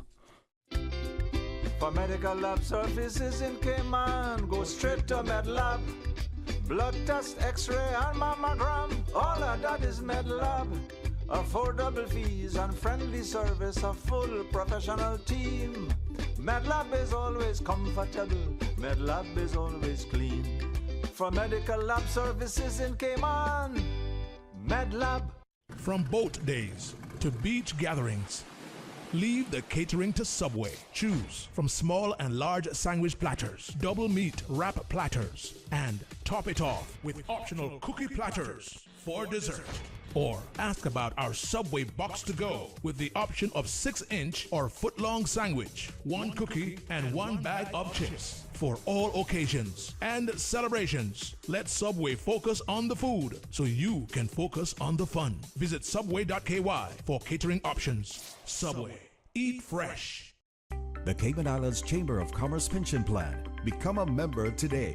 With 6 flexible life cycle funds, we help you plan for financial security in retirement. We keep our members informed with the plan's performance through quarterly fund fact sheets. We have an all-in expense ratio of 0.75%, over 16,000 members, and 337 million CI dollars in assets under management. If you would like to join or require further information, visit chamberpension.ky. And for information as it happens, follow us on Facebook, LinkedIn, or Instagram. Email admin@pensions.ky or call 745-7630. The Cayman Islands Chamber of Commerce Pension Plan. Become a member today. Now, more than ever, supporting your immune system is crucial to helping your body fight off illnesses like the common cold, the flu, and COVID-19. At Valley Med Pharmacy on Walkers Road and in Buttontown, we carry all the essential vitamins and minerals to help support your immune system and improve your overall health. Some of our top immunity support picks are vitamin C, vitamin D, zinc, elderberry, and quercetin, or the popular 7-in-1 immunity support. Our pharmacists are always on hand to help guide you and answer any questions. Visit Valley Med Pharmacy on Walkers Road or Buttontown. Live happy, live healthy with Valley Med Pharmacy.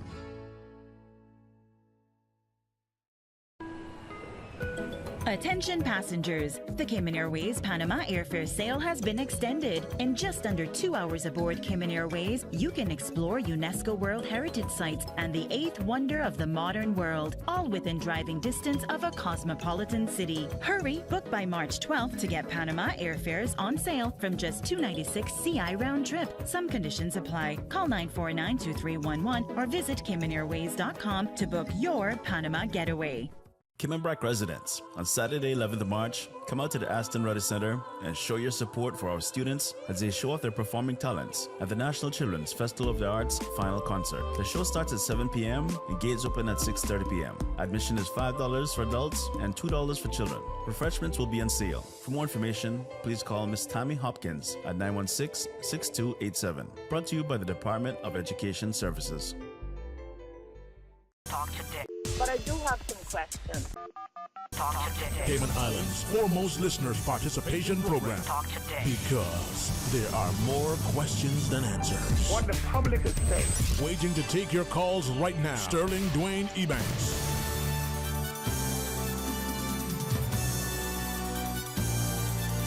Hey, good afternoon. Welcome back, and thanks for joining us. And on the phone, as part of our connection, is Mr. Billy Kisamamba. Billy, we do have a caller. Just nope, caller's gone. All right, the caller will call back, but we had a caller for those who want to call. The call-in is called. In 949-837, 949-6990. All right, Billy, what were we talking about before the break? What was it? Well, we were talking about this loss of turf by Cayman and how I don't think the impediments are not legal. Even those that appear to be maybe legal, they can be challenged. And I think just in Cayman, you need to be. I mean, it is almost too late now for Caymanians to be able to take their country back. Now, let me say something about. A lot of people sometimes say, "Well, but why do you involve yourself so much in this talk about Caymanian status and Cayman issues in general?" Well, a couple of things. One of them is, like I said, I came to Cayman first August 2003. And worked for government for 12 years, and then in the private sector for 15 years. And since then, to be frank with you, I come to Cayman from time to time to do certain things. And my engagement is more with Cayman, because if you talk about the second home, Cayman is truly my second home. But the other thing about that is that I believe that I would have been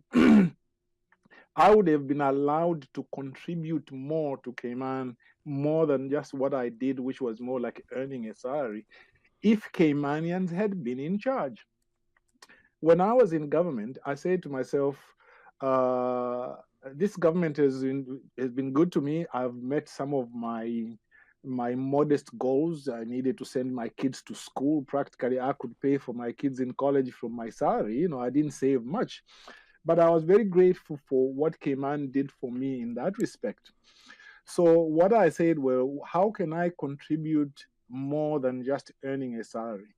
And I noticed that in government, part of the problem was that a lot of civil servants were not trained on how the legislative process works. By legislative process, I'm talking about it in the broadest sense, which is from the time you think of a proposal in a department, or the private sector comes to government and say, we want this piece of legislation. How do you deal with it from that point on? How do you consult? How do you prepare the proposals? What elements must be covered? How do you deal with the public? How do you see it through to cabinet and back into the legislative assembly to coming into force? I found that it was very deficient there. And I have a lot of experience, or some experience, in teaching things like that. I used to go to Rome in Italy in the 90s to teach legislative drafting and issues like that, and I've published quite a bit in that area as well, in England as well elsewhere.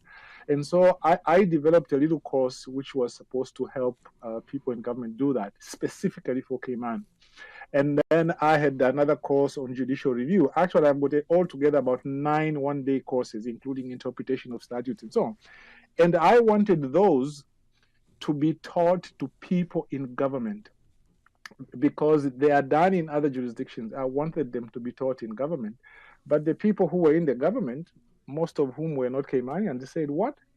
You want to teach Caymanians this? No.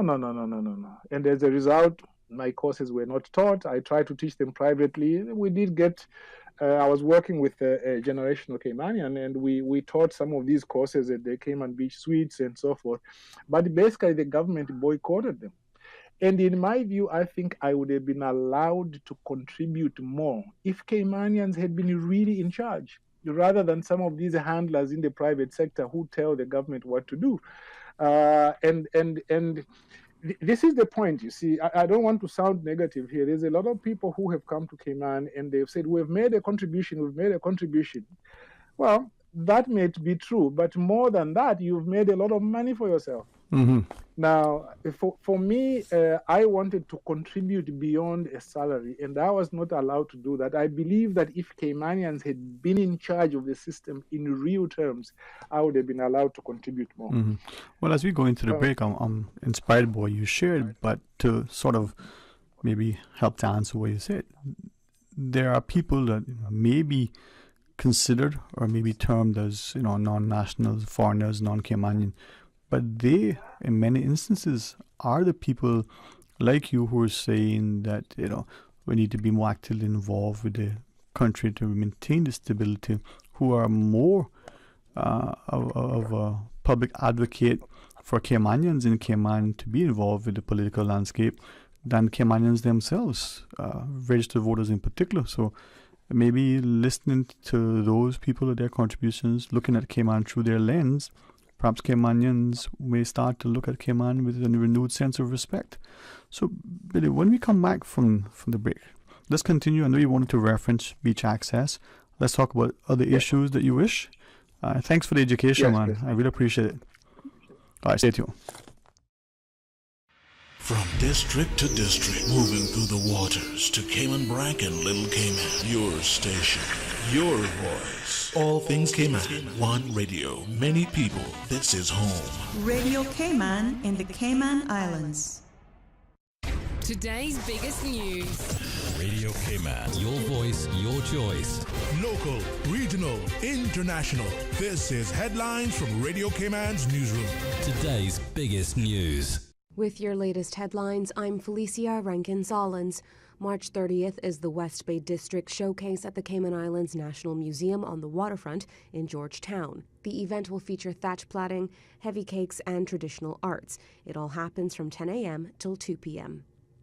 In international news, tens of thousands of people have signed a petition to remove Hong Kong actor Donnie Yen as an Oscars presenter over his support for the Chinese government. The online petition was started by a group of people from Hong Kong. It says that his latest remarks over protests in Hong Kong in 2019 violate the spirit of freedom of speech. The Academy of Motion Picture Arts and Sciences, whose voters determine who the Oscars go to, has not yet commented on the petition. A lawsuit filed by an ex-girlfriend of golf superstar Tiger Woods asks a judge in Florida to cancel a non-disclosure agreement she signed with him. Lawyers for Erica Herman, who began dating Mr. Woods in 2017, cite a new law limiting the scope of NDAs in sexual harassment and assault cases. Ms. Herman's lawsuit does not detail any allegation of harassment or assault. She argues in another lawsuit she is owed around $30 million and was locked out of a home she shared with Mr. Woods. These are your headlines. I'm Felicia Rankin-Solins. Today's biggest news. Radio Cayman. Your voice, your choice. Local, regional, international. This is Headlines from Radio Cayman's newsroom. Today's biggest news. Ro Variety, centrally located in Tropical Plaza on Smith Road, carrying a wide range of household items, bathroom accessories, towels, clocks, handbags, clothes, shoes, jewelry, and more, and more, and more. You can buy from the big box retailers or support local. The better deals come from shopping local. Ro Variety Store, Tropical Plaza, Smith Road. Telephone 924-9553. Between the traffic, the meetings, kids' activities, there just isn't enough time. Best Health Pharmacy was a game changer. Not only are they centrally located on Eastern Avenue, but they deliver prescriptions for free anywhere in Georgetown and West Bay. I could not believe it. When my prescription ran out, they ran it back to me. Best Health Pharmacy, located at Crown Square Plaza on Eastern Avenue, across from Edie's Decor, offering free prescription delivery anywhere in Georgetown and West Bay. Call 949-1301 or WhatsApp your prescription to 924-5358. Best Health Pharmacy. Your health, your convenience is their priority. For medical lab services in Cayman, go straight to MedLab. For a full range of medical services, pleasant, clean and comfortable environment, no long lines and affordable fees, visit MedLab at the Smith Road Plaza, open Monday to Friday 8:30 a.m. to 5 p.m. and half day on Saturdays. Call 949-7331 to make your appointment. For medical lab services in Cayman, MedLab. Let me tell you something. I've been fishing our island since I was a boy, and it's getting harder and harder to get a good catch. Maybe it's because there are so many more people in Cayman than ever before. Maybe it's because of how the climate is changing. I don't know about that, but I do know that I want to be able to keep fishing and teach my children to fish one day as well. So it makes sense to me that we have certain areas and certain times of the year to fish for certain things. It feels unfair not to be allowed to fish where my dad had taught me to fish, but I know that being patient now means we can keep fishing for many more generations. We're all in this together, right? For more info, download the Cayman DOE app or visit doe.ky. The offices of dermatologist Dr. Wayne Porter will be taking appointments from March 6th through 11th at his Crew Road Clinic. Appointment slots are limited. Whether you're seeking advanced skincare, Botox, filler, cosmetic skin enhancements, or simply looking to reduce wrinkles, Dr. Porter offers a full-service dermatology and dermatological surgery practice. For more information, email dr.portercayman@gmail.com or call 946-9020 to book your appointments today. That is 946-9020. Talk today. But I do have some questions. Talk today. Cayman Islands' foremost listeners participation program. Talk today. Because there are more questions than answers. What the public is saying. Waiting to take your calls right now. Sterling Dwayne Ebanks.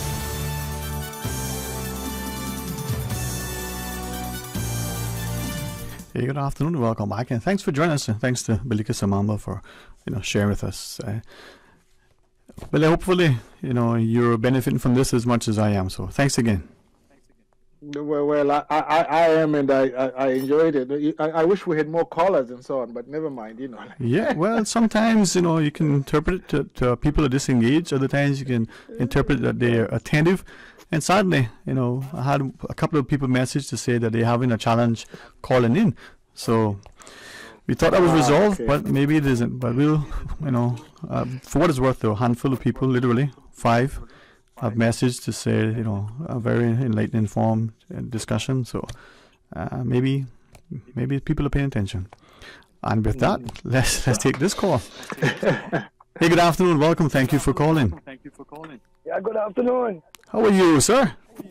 I'm good. I'm doing Mr. Billing. How are you, how Mr. Elvis? How are you? I am good, sir. I wonder what you think about my case. I would like to hear your opinion on that. I just listen, sir. Well, maybe I get. Which case? I just want to be sure. I think I know the one you are talking about, but which case? Okay.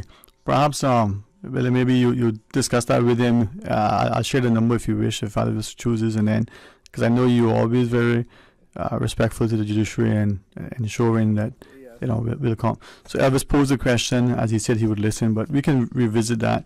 And maybe this is where having these discussions as we speak to not only the substantive issue, and sometimes some people want reflection on things that are peculiar to them, we'll get there.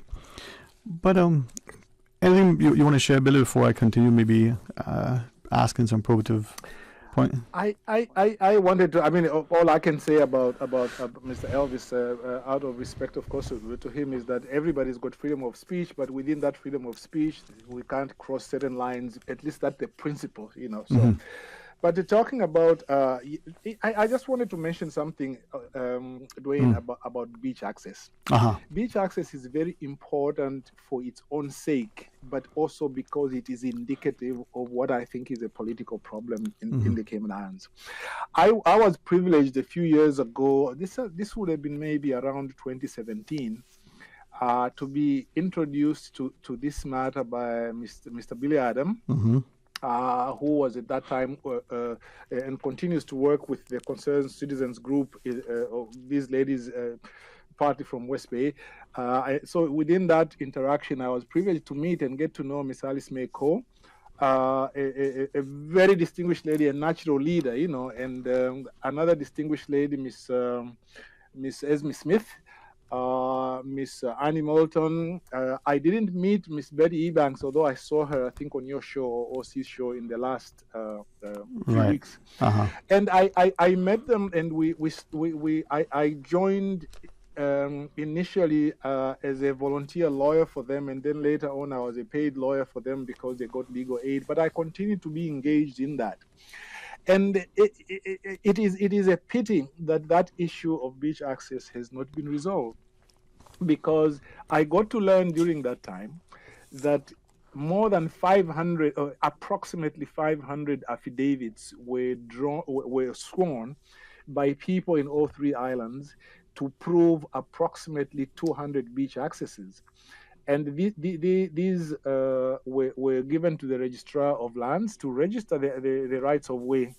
And they said, well, we don't have a right to register them. Now, I disagreed with the legal opinion, and we appealed that decision.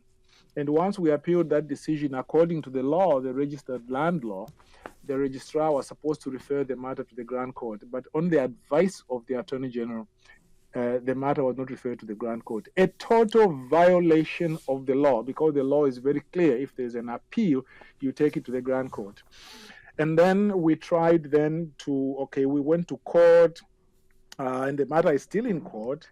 And then we tried as well to see if we could get a political solution. We supported a resolution by 2 members of parliament, and it went to parliament. Then the resolution was withdrawn, and so forth. And the question that I've always asked is that if Cayman is a country with a huge heritage of the beach, the sea, and rights of way, why is it that up to now this matter has been left to a few ladies from West Bay, as well as other people to take forward? I believe they've been fighting this matter practically for decades. I would have thought that the simple issue here was that if there was a problem, a legal problem, which I disagreed with, but I don't think that there was a legal problem. But if there was, then you go to Parliament and you amend the law and give the registrar the power to register these rights of way. But you know what the problem is? The problem is, in my opinion, and this is my opinion, it is because there are certain interests of developers, many of them who are not even Caymanian, they are just sort of like invested, who do not want these rights of way to be granted, because that would, like, every time they want to build something, then they may wind up in court to have to fight rights of way. But to me, this is a sign of why there is not enough accountability in Cayman. I do not believe that any government which has looked at this issue is interested in giving its people beach accesses. And people are being denied camping sites, which they have used for generations. Every time I listen to Caymanians talk about the history of camping, how this and that named family used to camp here, used to camp there, and so on, all those rights are being taken away. And yet government does not want to do anything about that. They keep saying, well, if you have a problem with a beach access issue, you go to the Public Lands Commission, and then the Public Lands Commission can bring a matter to court. And then when we went to apply on behalf of the Concerned Citizens Group to apply for legal aid, they said legal aid could not be granted because the matter was not of public interest. A matter relating to about 200 rights of way, that it is not of public interest. That's what the director of legal aid did. So we had to appeal that to a judge, and then the judge then undid that decision and said, okay, you know, they should be able to get legal aid, maybe pay a small contribution and so on. Mm-hmm. I think, to me, beach access is a matter that needs a political solution. It shouldn't be left to people to have to go out there and fight about this. And at the end of the day, also, I'm concerned in Cayman about law and order. Okay? Mm-hmm. Look at the issue which is now going to court. It's going to court, so I'll just describe it. So mm-hmm. I won't comment on it, but describe it. Mm-hmm. The issue of Doctors Express is going to court. A judge has already ruled that certain named people violated the law, and they were doing so deliberately, knowing that they were violating the law. And then there was a request made to prosecute them. And the DPP said, no, I'm not going to prosecute them. And now those people are being forced to go and spend more money to go and have the decision of the DPP judicially reviewed. In my view, those people, practically, it has been shown by a court of law that they committed an offense. And yet there is not enough accountability in the office of the DPP to just go out there and prosecute these people and let there be a decision. Mm-hmm. To me, when the law is clear, Dwayne, mm-hmm. when the law is clear, you should not challenge people to have to go to court again. You should just apply the law. It's a problem of accountability in Cayman, and I think that needs to be looked at. It applies to beach access, it applies to the Doctors Express case, it applies to a lot of other cases, including a lot of people I informally help up to this day. Right. I want to maybe ask you more about that, but let's take this other caller. Hey, good afternoon. Mm-hmm. Welcome. Thanks for calling. Good afternoon, Sterling. Good afternoon. Hey, how are you? I'm good, but the reception is bad. Oh. Is my end or your end or in between? Man, you know what? Let me reserve my comment. Let's see what we can do to make it any better. When you say reception, that's from the radio or from the telephone? From the Philippines? No. When you were listening to us initially, were you able to hear us clearly? No, it's really bad. I can hardly hear what you understand what you say. I can hear you, but And this is through the radio? no, I am not. No. When you were listening originally, you were listening to us. No? Okay. On the phone. And you can't hear us at all. See? That's horrible. All right. We can hear you, boy. My God, sometimes. Okay. Well, you talk and let's see what we can do. Okay. First of all, say good afternoon to Billy. Talking to me, Dwayne. Yeah. Yeah. Billy, can you hear me okay? I can hear well. I can hear you well. So, how have you been? Oh, Billy, I'm doing good, man. I'm doing good. Okay. Okay. I just want to publicly say that I'm not quite sure of your legal status on the island, whether you are a Caymanian by status or permanent resident or whatever. I mean, whatever your status is. But whatever it is, I think that we in Cayman should be grateful that we have someone like you here who really cares about things Caymanian. And I want to publicly thank you for your services and all that you continue to do while you're here. Having said that, well, thank you very much, and not to cut you, Kenneth. I am always grateful the way I have always been welcomed by Caymanians to be able to engage with them and be able to be part of the community, and I really thank you for verbalizing that. Thank you. Okay. No, and I am also glad for the subjects and topics you have brought up today that enlighten me on a number of issues that I was not aware of. Having said all of that, Cayman has really come a long way economically. Had this quote-unquote economic miracle. We have done a lot physically, what they call quote-unquote development. So yes, a lot of buildings, a lot of roads, a lot of vehicles on the roads. But socially, educationally, housing, sports, we're lacking behind where we are economically and physically, quote-unquote, development. But because work permits now are becoming such a major part of government revenue, we are caught in this vicious cycle now of depending on work permits as a source of revenue, which in my view, it should not be. But until we look at that issue of taxation, we're going to get stuck here. And yes, the economy is now running at full steam. Some people say it's overheating, but everybody who wants to be employed can more or less be employed unless you're quote-unquote Caymanian and you're being discriminated against. But that's a whole different topic. But again, a lot of the population issues that we have is because of the lack of a population policy. And not only this government, past governments and probably future government will not want to address it. And if someone does not address it, things are going to only go downhill faster and quicker.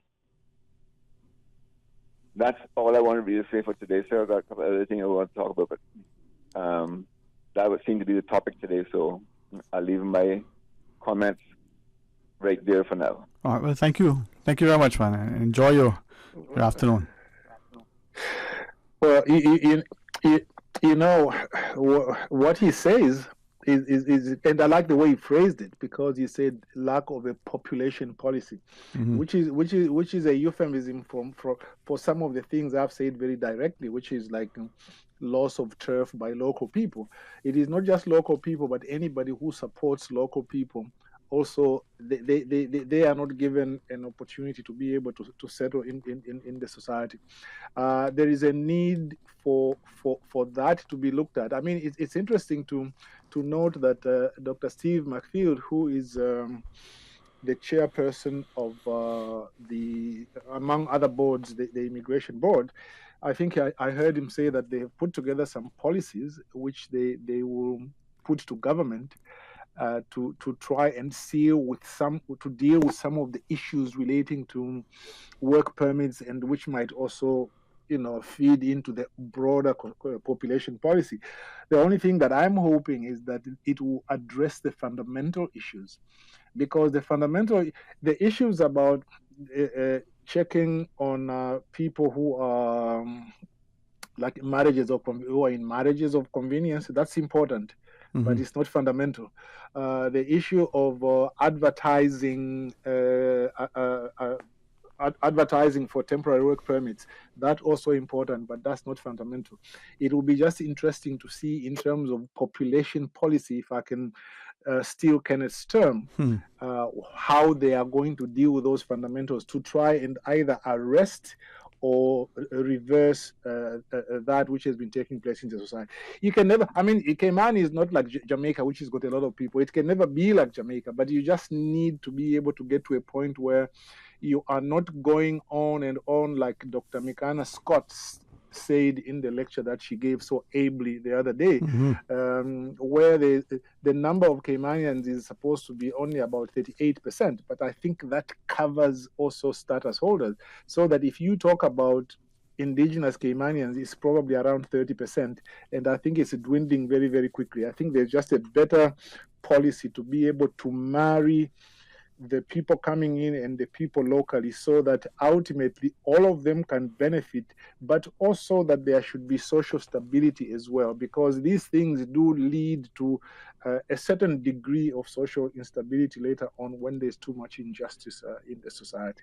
That I think governments need to look at. In my opinion, I don't think that any government since I came to Cayman, August 2003, has dealt with the fundamentals. It is time that the fundamentals are dealt with. The people are talking, but they are not getting their answers. Well, it's interesting as you share that statistic. I've got a message from someone who has promised to share that the Caymanian population, as we would define it, as you reference, is perhaps between 15 and 18%. Referenced Dr. Makana's presentation as about 30%, but said that she may be overstated by as much as 20%. So, in this person's view, it's between 15 and 18%, which is interesting if you look at the electoral register, the eligibility for a candidate, where that political franchise could end up. Yeah. Yes, you see, that person is probably right, because I think 38 covers status holders, but which is not a problem. It's not in itself. The problem is that the balance clearly has been lost. By the way, another thing about this loss of turf, when was Truman Borden Law School put together? Was it Truman Borden Law School was about 35 years ago or so. And how many Caymanian judges are there? How many lawyers are working in the portfolio of legal affairs? In Canada, for example, you can't draft legislation unless you are a Canadian citizen, and usually you have to be a born and bred Canadian citizen. When they advertise for people to write legislation, they say you have to be a Canadian citizen. And yet in Cayman, there has been no special effort to ensure that people who write legislation, for example, are mainly local people. Right now, there is, for example, this case, the Britannia case, where the Court of Appeal issued a ruling in the last couple of days. It has got some very, very interesting aspects, because essentially the owners of those condos were saying, we bought these properties, and therefore all the rights are pertaining to these, like the tennis courts and the golf course and so on, they were supposed to enjoy them. And the other side said, no, you are not supposed to enjoy them. Now, there may be issues there regarding the system, the registration system. In Cayman, we use what is called the Torrens system, Torrens system. That's the one we use for property registration and the rights pertaining to that. But in the UK, they use the UK system. And here we are, we had these judges who don't know much about the Torrens system, who know more the UK system. They are the ones who decided this matter. Why can't we have Caymanians, more Caymanians in the Grand Court, even Caymanians in the Court of Appeal? Those efforts must be made. There must be targets set to say that we have our own law school. We want our own people to occupy the judiciary, together with some people who have come into Cayman and have made Cayman their home. But at the moment, the Caymanians are left out. And that's why some of the cases are lost. The beach access case was lost because, in my view, the judges in the Court of Appeal did not have the sensibilities which were necessary to decide that case according to what the law required. Mm-hmm. Well, if you think back to not just the formation of the Trombone Law School, but even comments since that, we will be soon having a market saturated with lawyers. Perhaps we have been, whether misguided or duped or deliberately misled, into thinking that the more of our own people that we educate and appoint, that's a bad thing. But that has to speak to the social engineering that has taken place, right? So maybe these discussions will cause more of us to have these conversations and to reflect on what our society would look like 10 years from now, but also 100 years from now. Billy, thank you for giving us so much of your time. Really appreciate it, man. Well, thanks very much on that. And by the way, very quickly, there is enough research. Dr. Mikana Scott, Latoya Francis, and other people have done researches which can be used to inform the decisions that will allow this thing to be carried forward. Right. But thanks very much for the opportunity, and thanks to the public for listening. Okay, well, just so that you know, we've had a number of people message to say that they appreciate you sharing. One, let's see if I can find where. Sorry, I closed the screen out. One was very commendable of you in reference to your publicly stated love, for the country and its people, and wanted to commend you for that. So I'm very glad that we could have this connection. Thank you so much for sharing with us. All right. Thank you to everybody. Thank you. All right. Well, we hopefully have these conversations with more of us, and hopefully together as a people we appreciate that. If we want something to be better, we got to be willing to work harder to get it, and even harder to maintain it. Please join me start in the morning for the record. Come back for Talk Today after the midday news. We have a wonderful demonstration of the excellent Caymanian work ethic and entrepreneurial spirit when we welcome Manu to our studio tomorrow. You want to see what the future looks like when we embrace our young, give them the opportunity and encourage them? Well, she's going to be able to demonstrate in that. All right, enjoy your afternoon. Call Susan for a request. If it's a good song by Alabama, it's country, it's good. I got one in mind, but let's see if she reads it. And to my good friend, I hope your birthday yesterday was a fantastic. On Monday, it was good. And to, that indomitable spirit of Mr. Loxley Banks. Well, Susan's going to sing him happy birthday. So if you want to hear it, you got to stay tuned. If you change the dial, you probably miss it. Until tomorrow, be blessed. A caring and community spirit, cherished family and cultural values. These are some of the things that still embodies the Caymanian way of life in the Eastern Districts today. Savannah Pharmacy, your neighborhood pharmacy, located in Countryside Shopping Village, is delighted to offer products and services of real value. Whether it's catering to your family's medical needs or carrying apparel, gifts, and beauty products, Savannah Pharmacy provides you with more than just prescriptions. Remember, they're always just around the corner with everything your family needs and convenient opening hours, including Sundays and holidays. Savannah Pharmacy. For more information, call 946-3336. Talk Today is brought to you by Subway, open 24 hours in Countryside, Anderson Square in Georgetown, and Centennial Towers in West Bay. And by the Ministry of District Administration, Tourism and Transport. Explore your history, explore your land, explore your sister islands. MedLab in Smith Road Plaza, your complete medical laboratory solution. Call 949-7331. And Savannah Pharmacy in Countryside Shopping Village, convenient opening hours including Sundays and holidays.